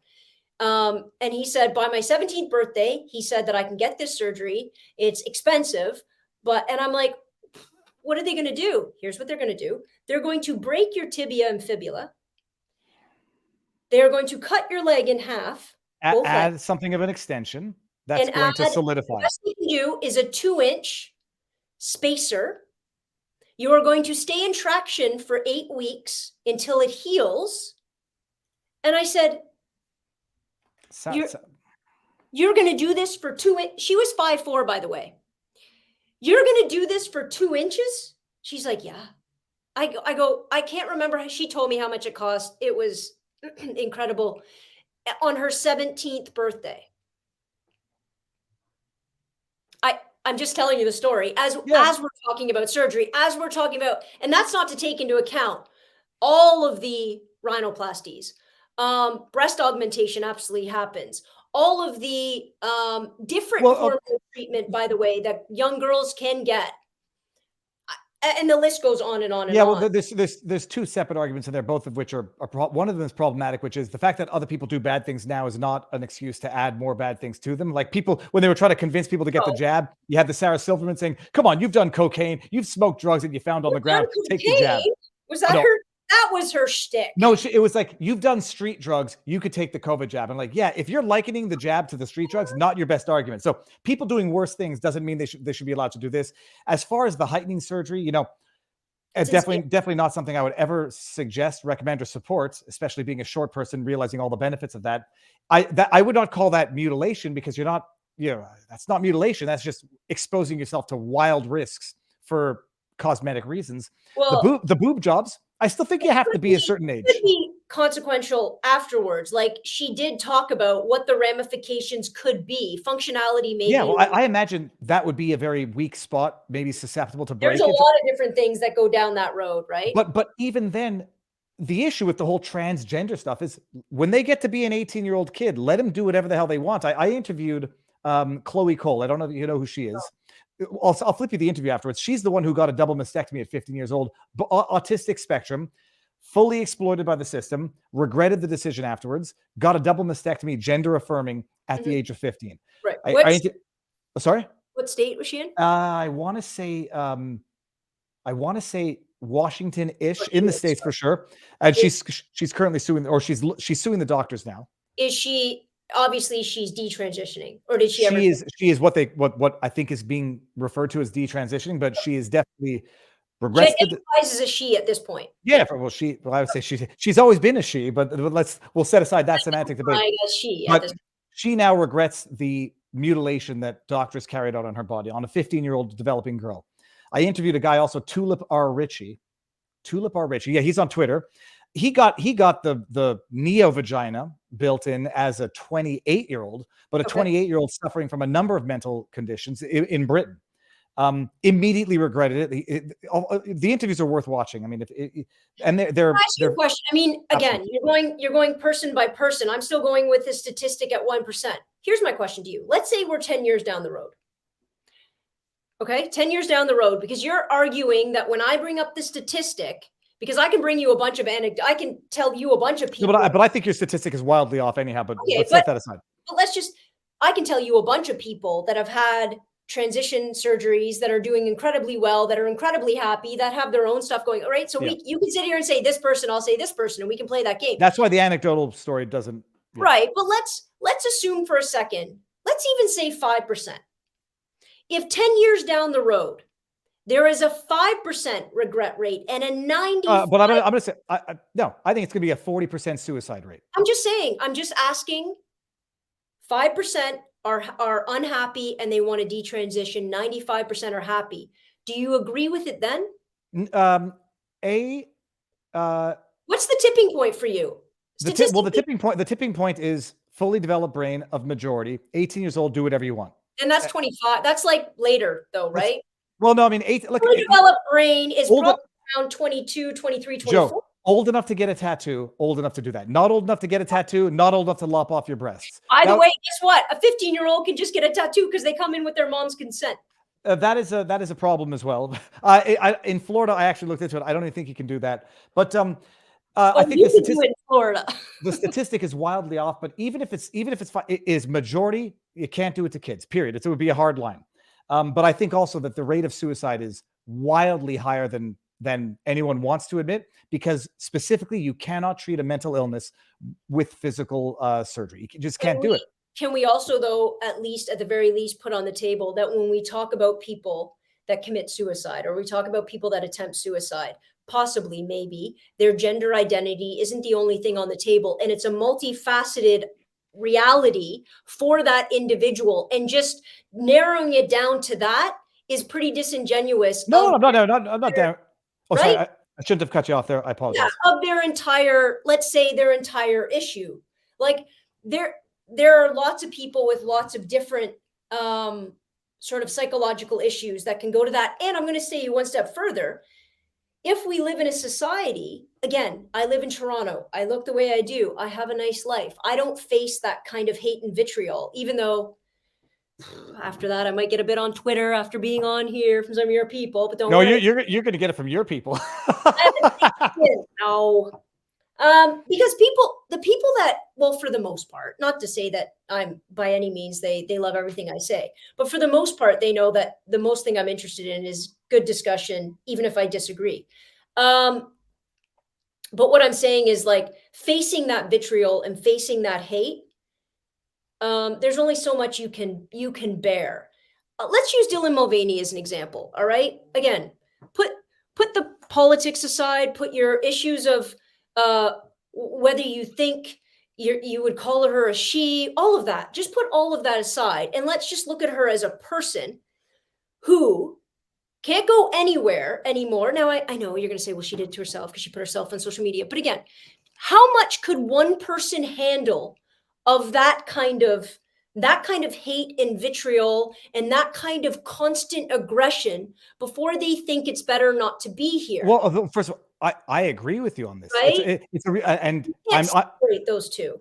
I'll say one thing though. Had Dylan Mulvaney done, and I'm going to say he, and it's not to be antagonistic. It's just I'm respecting the biology of the world. You're not but we don't need to respect biology. It doesn't demand your respect. Well, but in terms of my accurately describing of reality, it does. Like Dylan Mulvaney can identify. So accurate, you can say that. I'm accurately defining chromosomes. Yeah, that's it. I'd call him an XY as well if that would resolve it as well. Sure. Whether or not he's done it to himself, and I think he has.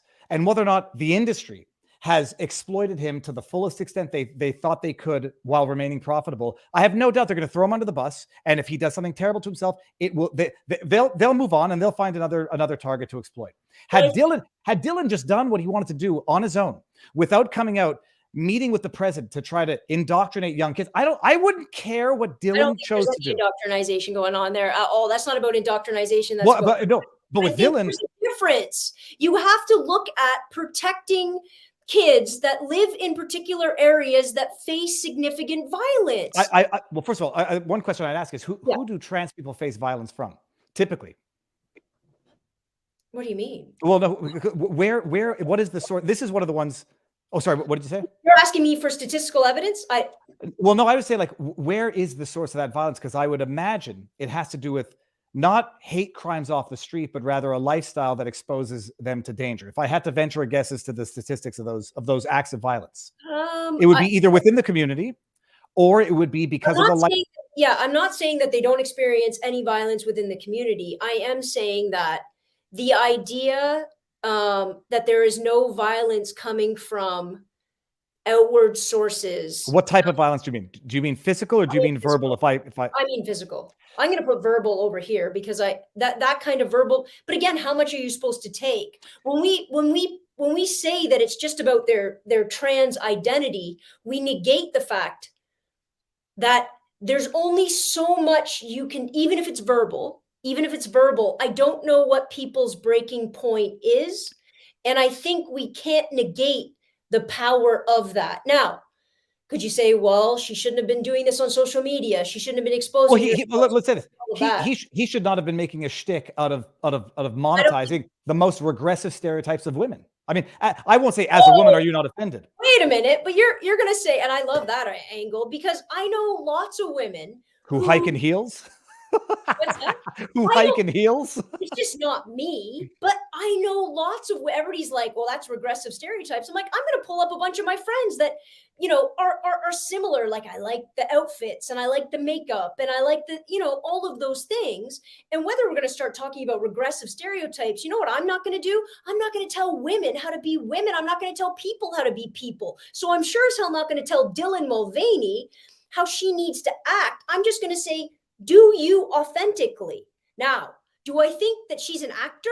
Yes. She says she is. She'll say, I'm a Broadway kid. But let me ask you, Joe, what happens in 10 years if Dylan says, I'm back to being a boy, call me he, and now there's video evidence of a world calling he a she because at that 10 years of his life, he thought he was a she. I mean, how absurd does reality get? But here's my question to you. What happens? What happens is what are they so worried about? The dismantling of society, everything's no. No. What I'm worried about is people thinking their psychological predilections get to dictate the conduct of other people. I had a schizophrenic aunt, and the only she would call up and she would say, literally, and she had a way of speaking because she was on medication, but it didn't always work. And she's like, I'm having an affair with my doctor, you should know. I was like, cousin blank. I'm not fighting with her about it only because I'm not trying to trigger someone who will never be able to be convinced that the delusion is not real, and it would be triggering not in this current sense, but it would be like it would be argumentative for no sake of it. If that's the same rationale, well, first of all, I'm sorry. I don't. Again, we go back to the dichotomy we've created, and I think it's a broken dichotomy. We go back to the roles that we've built and the expectation we built for men and women, which I think is the foundational problem. I think the foundational problem is we say to be a woman is to, because what a really interesting question is. What is a woman? Sorry, you opened the door for that, Joe. So nice to see you. But it's an interesting question if we would have an authentic conversation about it. Not a Matt Walsh conversation. I think he's pretty sincere. I think he's definitely mean. Oh, I think he's sincere. I think he what I mean by authentic conversation, I think he's sincere because I think he's being driven by I'm not going to say it because I think that I don't want to demean anybody's. No, take for granted he might be religiously motivated. He certainly has a belief in God. I think he's motivated. Oh, yeah, froze again. Damn you, Justin. Damn you. Okay, wait, while Joe comes back, let me see here. Oh, come on. This freeze is not as is in a more unfortunate position than the other freezes. Let me tell Joe that I'm surprised that I haven't gotten in trouble with my wife here. This is amazing. We've been going for like nearly 2.5 hours. Oh, you're back. Okay. Oh, yeah. We've been going, Joe. We've been going. It's 2 hours and 35 minutes. I'm like, holy cows! My wife hasn't. You're going to talk for a long time, though. Well, and we haven't even. We've got room for more, so we'll do this again. Yeah, I would love to. Matt Walsh. Here's my. He's relying on a different kind of faith. It's still faith. It's still the belief in something that isn't factually proven, and so I'm going to immediately have an issue. But to sit down and really discuss what a woman is has so many different layers and so many different nuanced pieces. And what is a man, right? I mean, both. Yeah, but you see, this is the thing. Interesting conversation. Not if it's a biological one. That's the thing. It's not. You know what? As far as what it means to be stereotypically a man, I don't care. What it means to be biologically a man, do not ever tell me to call someone who's a biological man a woman. We have to decide. Are we using pronouns to dictate biology, or are we using pronouns to dictate gender? And well, first of all, we're not using pronouns to dictate biology. We're using biology to dictate pronouns. No. But I think that the use of a she. Look, if you met me and you couldn't quickly ascertain if I was a man or a woman, I would walk on eggshells. I would walk on eggshells until I knew. Crazy, right? It would make you crazy. That's the interesting question. The interesting question and the interesting thing to dive into is, and it makes me crazy too, right? Why? Why does it make me crazy? I'll tell you exactly why it makes us crazy, because we've been conditioned to deal with two different sexes in different ways. Why? What is the motivation? What is the point to it? People always ask me, one of my biggest questions on TikTok is, are you a boy or a girl? One of the funniest ones is, are you a 14-year-old boy? Well, and then or are you a 50-year-old woman? That was the funniest way it was ever put. But my answer is always the same. What makes you need to know? Because it's not just a genuine, like they might have been taking a piss, but it's also a genuine, like, I need to know. I need to know how to interact with them. That's the part I have a problem with. Yeah, because I think you're infusing a lot into, I need to know how to interact with them. First of all, the only reason I ever care if someone is, if someone's, is the word androgynous? Sure. And ambiguous. I think it's androgynous. Androgynous. Well, I don't, there's nothing androgynous about you in my view, but whatever. The only reason you want to know. She's very concerned for that.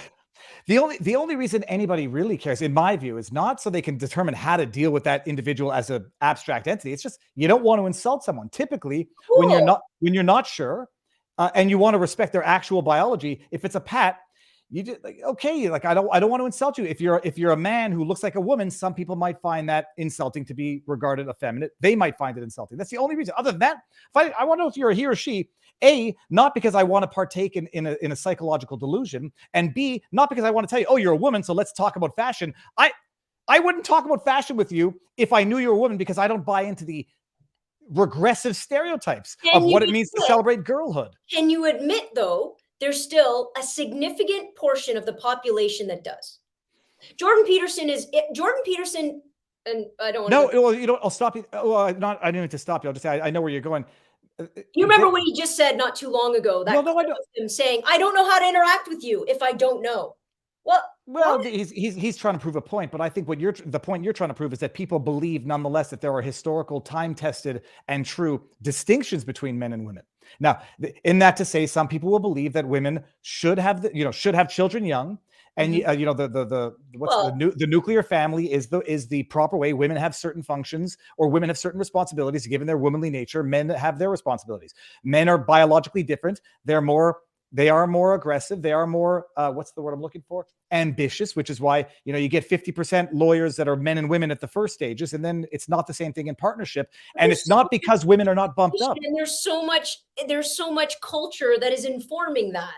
You cannot possibly talk about ambition in the same way. And when you start talking about people becoming parents and that dual duty gets put on usually on the shoulders of women, you can also not take that away as being, because we're talking about a law firm, for example, you cannot completely disregard the idea that when a woman has a kid and a guy has a kid, usually, and again, guys, for the love of God, I would love to say it's 50-50. It is not.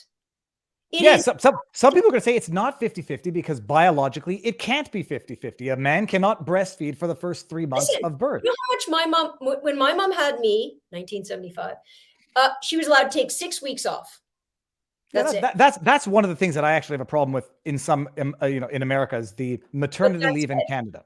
So what I'm saying to you is, at that point, how is it not 50-50? After the 6 weeks, cool. By the way, my mom never breastfed me because my mom was a smoker. We can talk about that childhood trauma later.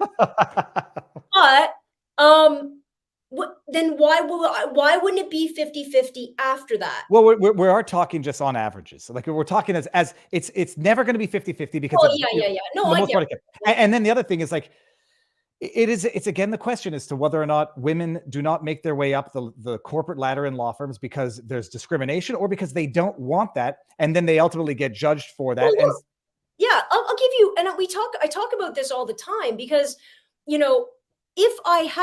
if I was in charge of a law firm and I had a guy and a girl and they're both having a kid, they're both this, let's say, similar earning potential. Okay. Because we're never talking about somebody who's a superstar and somebody who sucks. Nobody's making that bad business decision. But if I'm talking about relatively equal earning power and they're showing themselves to be equal, whatever, and they both have a kid, I'm telling you right now, you and I both know they're not taking the bet on the woman. Because statistically, when the kid gets sick, she'll stay home. When the kid has to go to soccer practice, she'll go home.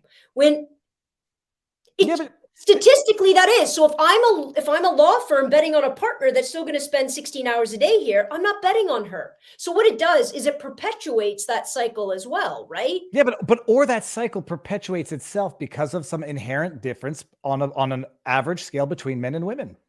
I think, and we're starting to see this more and more because as you make kids, and this is a real problem, as you make kids the defining feature between whether a man or a woman is going to do well in a job, look at how many kids women aren't having. Yeah. Right? You're going to make it so that if I have a kid, that I am now a worse bet as an employee.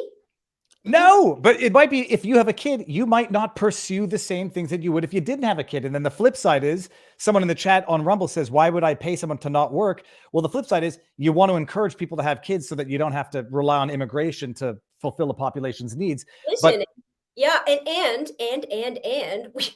if we're not having kids, like I don't care so much about immigration, but I do care about the fact that if we're building a society that makes it a detriment to have children, we're weakening a society. Because I think even though I'm not a parent, I think being a parent and raising kids is a beautiful, amazing, terrifying occupation that is not to be taken into lightly. And so if we're not encouraging it, if we're not respecting it to the level that we should be, which, by the way, we never have, and now it's just started coming to fruition, we will face consequence because of that. I really do think. Yeah, that does it. Well, that would have fit perfectly into another topic which we didn't get to, which was abortion. We won't do it now, Joe, because I don't know how much long. let's leave it on that one. Anything else? We didn't get to the book banning, which it does, but I think some of the information I think Canadians are getting is wildly inaccurate. We didn't get, there's so many things. Tucker Carlson, before we talk about Tucker, if we're going to talk about Tucker, and I want to talk about book burning, his laugh scares me. Can we all his laugh is terrible. I don't judge people based on laugh because someone could look at my laugh and hold on. I'm going to hire that laugh for the next American Horror Story segment. Because that's it's an amazing opening line. I won't say indoctrinated, but you have certainly been led to believe that Tucker Carlson is evil personified. Even if some of the reasons his laugh is creepy. To be honest, I don't think he's smart enough to be evil. I don't find him particularly intelligent.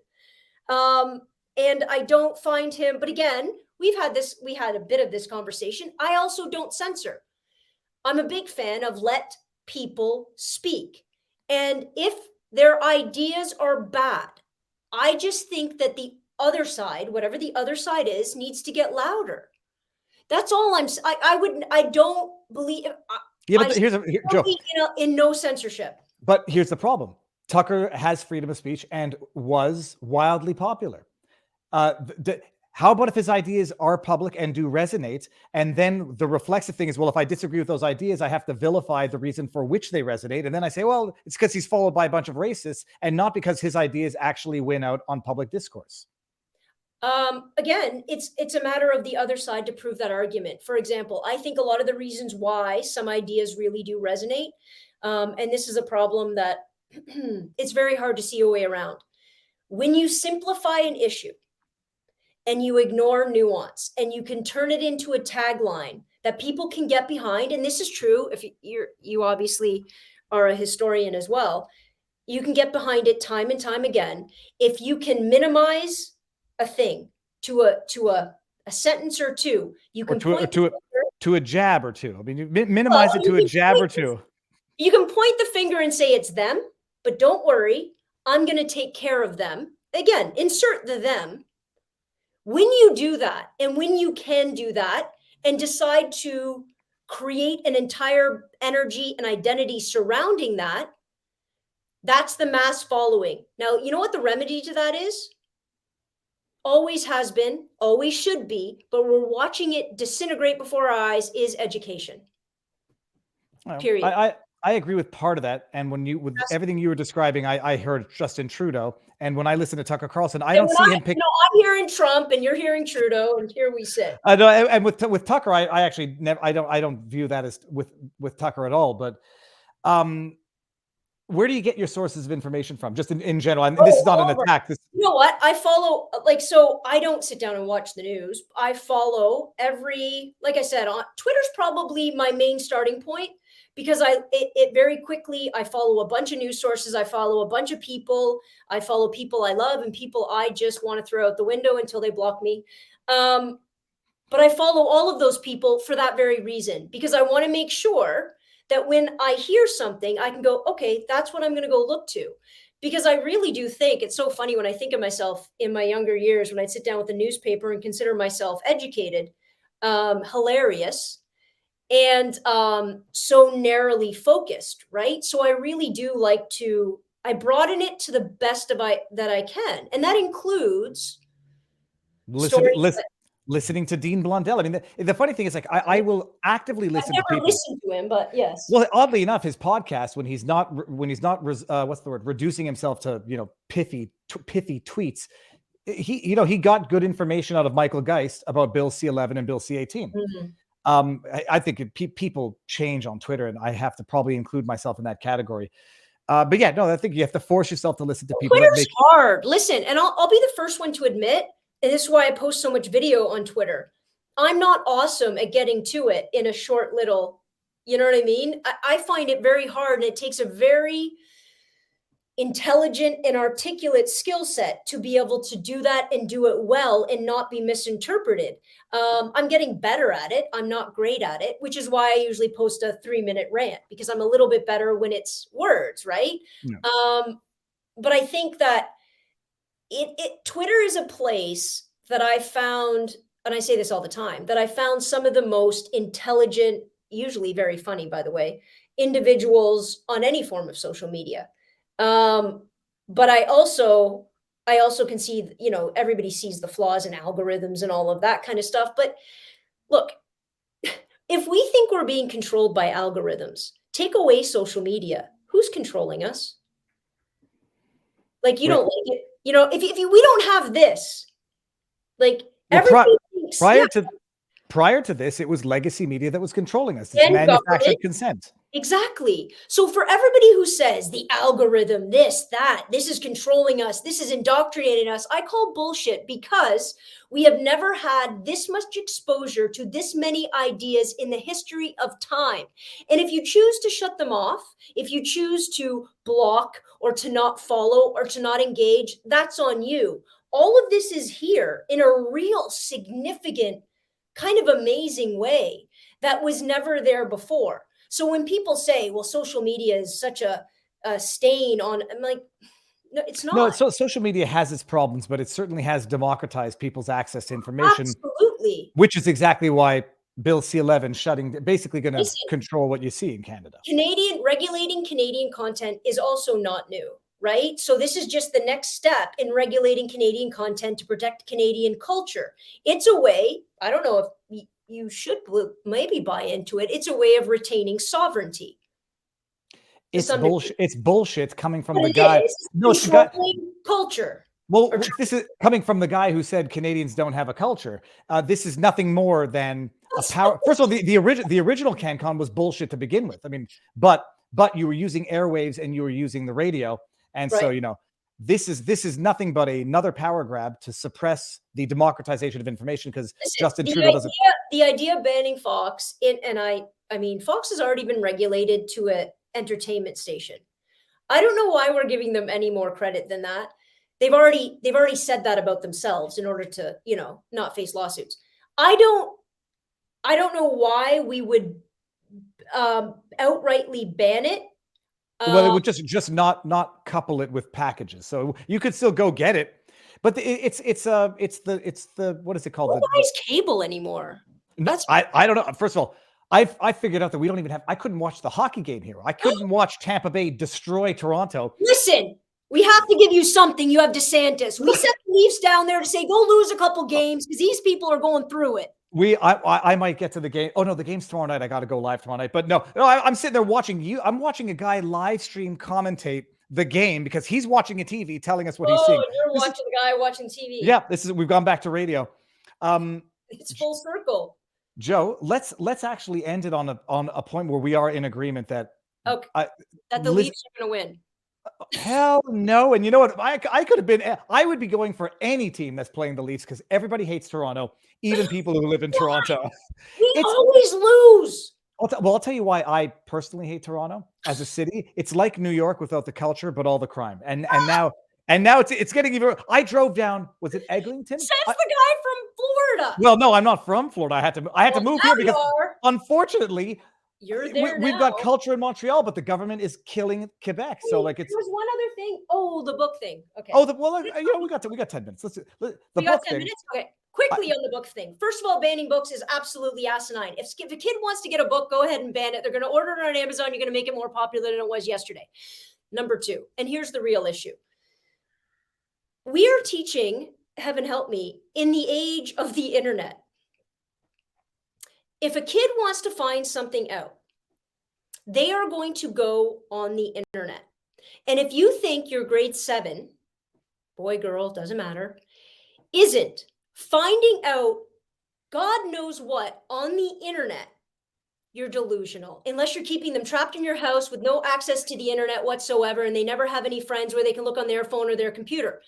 We have to, part of the curriculum in Ontario, heaven also help me, is dealing with internet pornography. Have you ever tried to broach internet pornography with grade 7 and 8s? I'm not even sure that I think that should be a subject of discussion in school, but here's the problem. They've already searched it. Well, here, I'll just dismantle I'll dismantle your position in one sentence. It's not a ban to say that it's not going to be on the curriculum. That's the issue. The anarchist cookbook would not be banned from school because it would not be on the curriculum in school. And so there's a wild difference between banning books, which is like I don't list the books that were banned though. I think you're wrong on the Handmaid's Tale. I didn't want to look like I was picking on you on Twitter.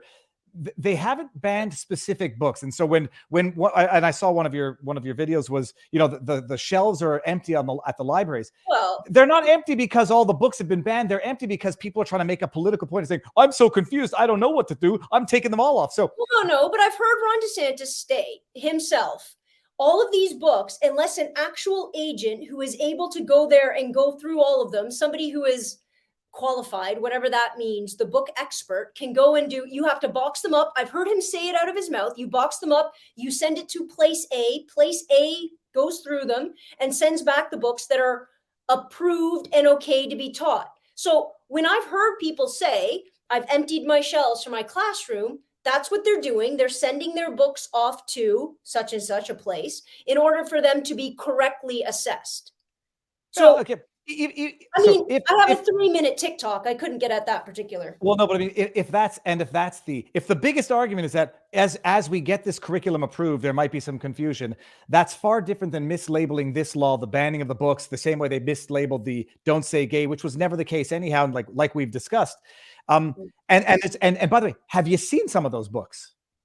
Sure, I mean, but when we've had this conversation, so I don't have any of those books in hand. But when I went through, because I wanted to see what different books have been banned in different counties, because also in Florida, it's subjective, which I thought we were all about objectivity, but nonetheless, it's very subjective. So when I go through different schools, I have gotten from different counties in Florida, again, this isn't just DeSantis, V for Vendetta, Harvey Milk, the Indian Removal Act, the Bluest Eye. People really hate Toni Morrison down there. Maya Angelou books. What are you banning the Cage Bird? Ruby Bridges, the book Ruby Anne Frank has been. Well, I'll say this is the problem. First of all, I don't believe in banning books either, but it's not a ban. It's rather determining what goes on the curriculum. The issue is the feigning of political outrage, the faux political outrage, because they did this in California as well. And nobody, there it's regulation. And when someone else does it, it's banning.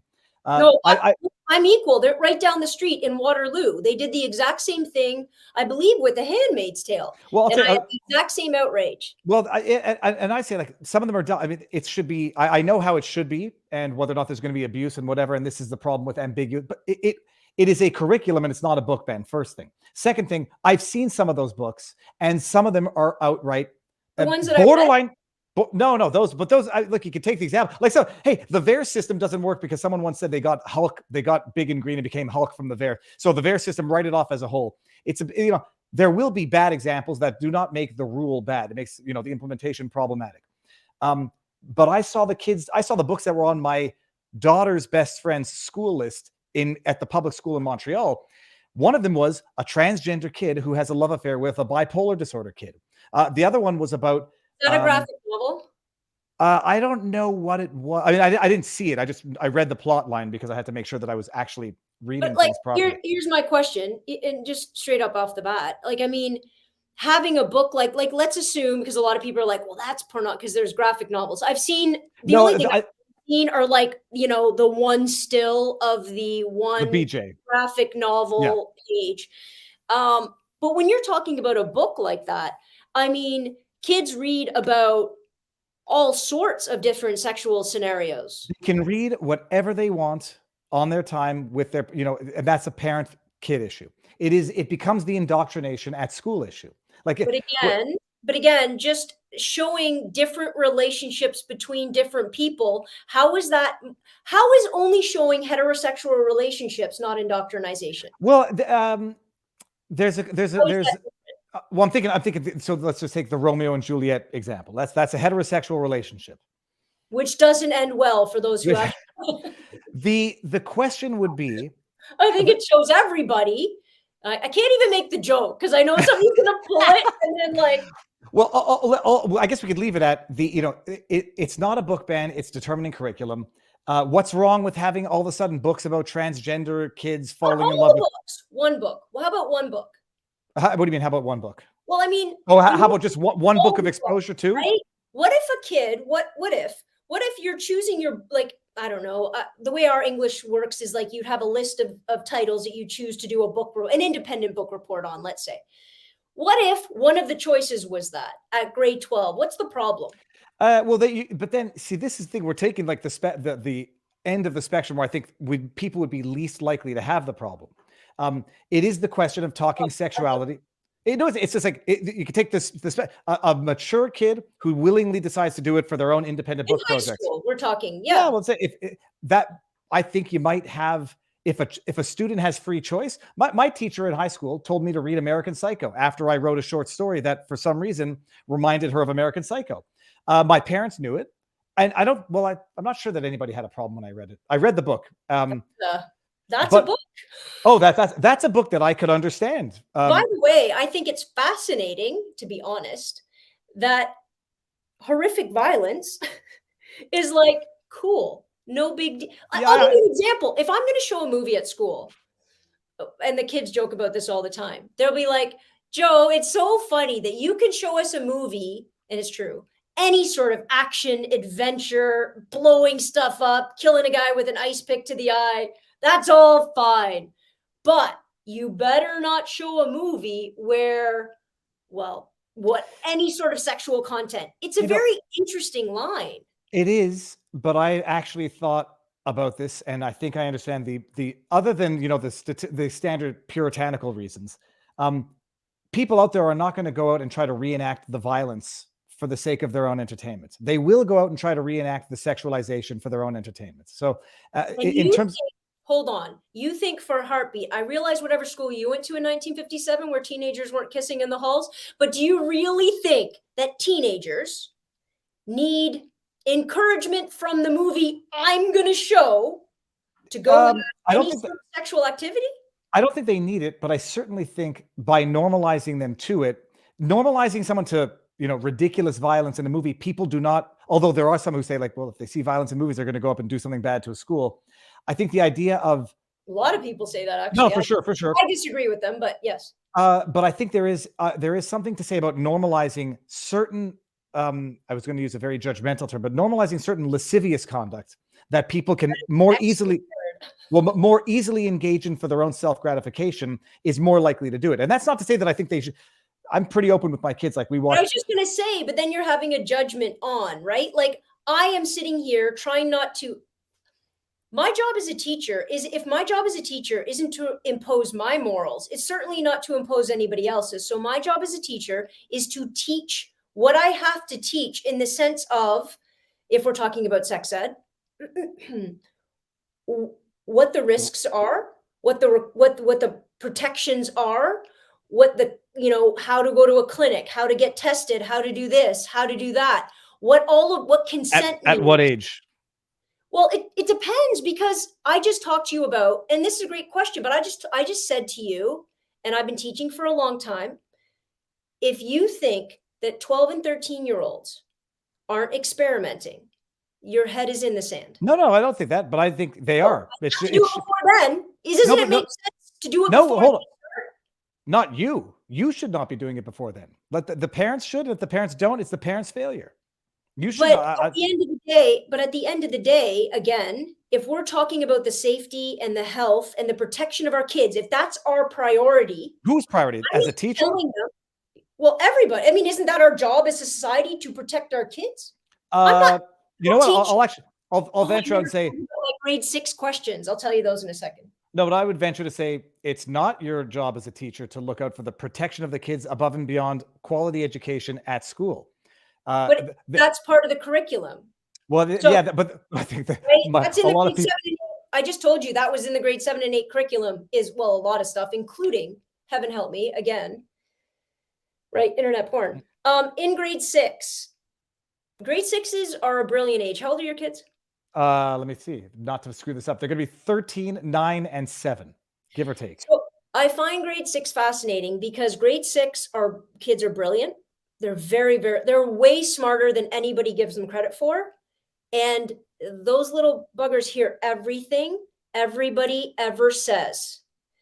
And the last time I taught grade 6 was not pre-internet, it was really early on in the years. So it wasn't as much of a thing, because heaven only knows what questions go on in their heads, because grade 6s, for the most part, also don't have any level of shame or any level of filter about what they can ask and how they can ask it and who they're going to ask in front of, right? It just comes out because it's very sort of true.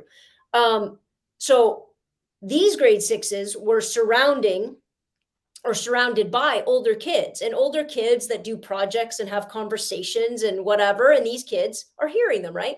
So I had one day, all of them come into my class and say, Joanna, we have questions. And I'm like, oh no, I hate it when they say like that. But and if if DeSantis has his way, your answer should be take it to your parents' kids. This is I know it's on the curriculum, which might be part of the problem, but not on the curriculum. I don't think it's part of the problem, because if a parent's not willing to, but here's also the reality, because a lot of people will be like, oh my God, but in my school, I also made sure, and I say this all the time, I will answer every question. I will also talk to the parents.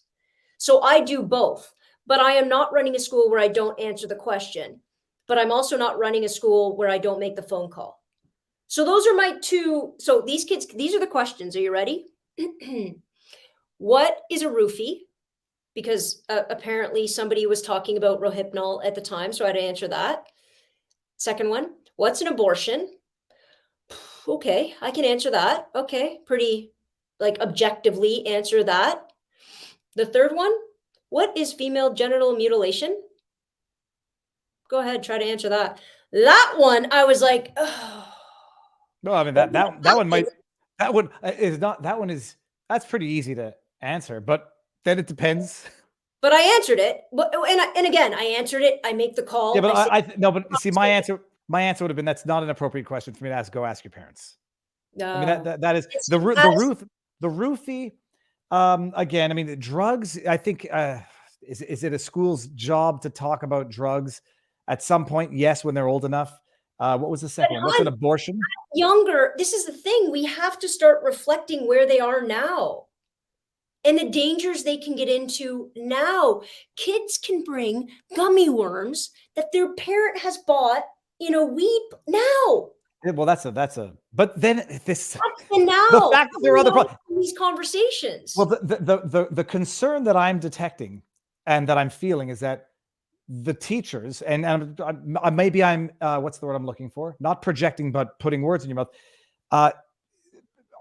To some extent, are viewing themselves as a parent number two. Like, there are risks that the kids are exposed to, either based on neglectful parenting, bad parenting, or just because they don't want to ask their parents certain questions. And teachers, I've never viewed as babysitters, nor have I viewed them as second parents. They have a function, and it should be delineated and delimited.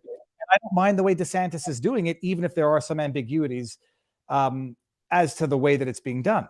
Like, yeah, what are drugs? Ask your parents, depending on the age. I mean, unless it's. But again, what's an abortion? That depends. Depending on, that is a part of the curriculum. There are a lot of parents who would also not want me to talk about evolution. There are some parents who also would not want me to talk about slavery in a certain context. There are also parents. My problem is, I 100% respect parent, which is why I'm in constant conversation. That's how I handle that. Having said that, kids are going to, the idea that kids aren't going to ask, that they're going to come home and ask you, is just slightly delusional. No, but you're right. Well, it might be optimistic, but even if it is, still, that's like, well, I promise what they're going to do is they're going to go on the computer. Yeah, but that's why parents, have to have certain protocols and open discussions. And some parents are good, and some parents are not so good. Anybody's computer. What was I just going to say? The gummies. Oh God, the gummies, dude. They're terrifying. I can't. Could you imagine? I could just eat one. More than one, and these kids don't know that you have to stop. What I'm saying. How do we have a conversation like that? But again, the issue is, I think that's for parents, that's for family and teachers. It's not to say that they're nothing. It's just that their role in a child's life, although exquisitely important, has to have boundaries. And the push and pull today is teachers not only don't want to have boundaries, they want to have their own exclusions from the parents, which I appreciate that you don't support. I have zero desire to have. Actually, it not having a relationship with the parents. Having a relationship with a parent before I even teach the kid is the best thing I could possibly have. And then having a relationship with the kid and then going back to the parent and it being on the same page is essential to doing my job properly. And to you know, if I have expectations on a kid, for example, taking all this other stuff out of the mix for a second, if I have expectations on a kid, let's say on a grade 8 kid, for getting something done, yet their parent would rather them go skiing that weekend, and they have no internet, they're not taking their computer. I need to understand that parent I'm dealing with so I don't penalize that kid, because that's not within their control, right? Sometimes I need to understand what a home environment looks like and just be honest. It's cool. I'll figure it out. But I can't penalize a student for not doing something they need to do when their parent has said it's not on our agenda today, which happens. I can't penalize a student for being late when I have a parent that says it's not my priority. They'll get there when they get there. Because kids are, property is a horrible word, but that's their right. They don't have full control over their entity. So I have to understand part of that, or else I'm penalizing them because I'm holding consistent expectation for something that's out of their control. Joe? Yes. 3 hours and 10 minutes. Holy crap. And there's. Oh my God, it's 8 o'clock. It's 8 o'clock. I'm just surprised that I have not gotten, a dog has undoubtedly. I really wanted to get to proposal 999 about colleges. Damn it. Well, good. Don't, because I have to go Google that before I even know what you're talking about. Go Google that. Let's do this again, either here or on your channel, but there's going to be more to talk about. And thank you for coming on. For anyone on my side, for anyone complaining that you don't like what Joe says, you have to hear what other people say, if only to know what the people you disagree with are saying. Absolutely. And I know where we disagree fundamentally. And I also know that we actually agree on, we share a lot of, but this is how the discourse has to happen and 100%. Not the demonization. So I will continue following you, Joe, but where can people find you? On Twitter, and I'm sure most of you will already find me there to yell at me about this conversation. Unlearn16 tweet, and on TikTok, Unlearn16, and Instagram, Unlearn16, and my podcast is called Unlearn16. I know it's a lot of repetition. Class is in session. What is the Unlearn16? I absolutely forgot to ask right from the get-go. You know what? When I was young, which is my first tattoo, so I have Unlearn at 33, right down my rib cage. When I was in my early 30s, there was this very Socratic idea. I really like Socrates. I really like philosophy about, in order to learn, you need to first unlearn the prejudice, the stereotypes, the stuff that's been shoved in your head without your consent. You need to pull it out, tear it down, and then make space for new learning. The 16 is just my sport number. Okay. Fantastic. Joe, you stick around. We'll say our proper goodbyes. Everyone in the chat, locals, there will be no, I'll do something tomorrow. It's been, I can't believe how long it's been. Joe, stick around. We'll say our proper goodbyes. Everyone out there, thank you for being here. And I will see all of you tomorrow night. Barnes, Viva Barnes, 6 o'clock. Enjoy the rest of the night, peeps. See you soon.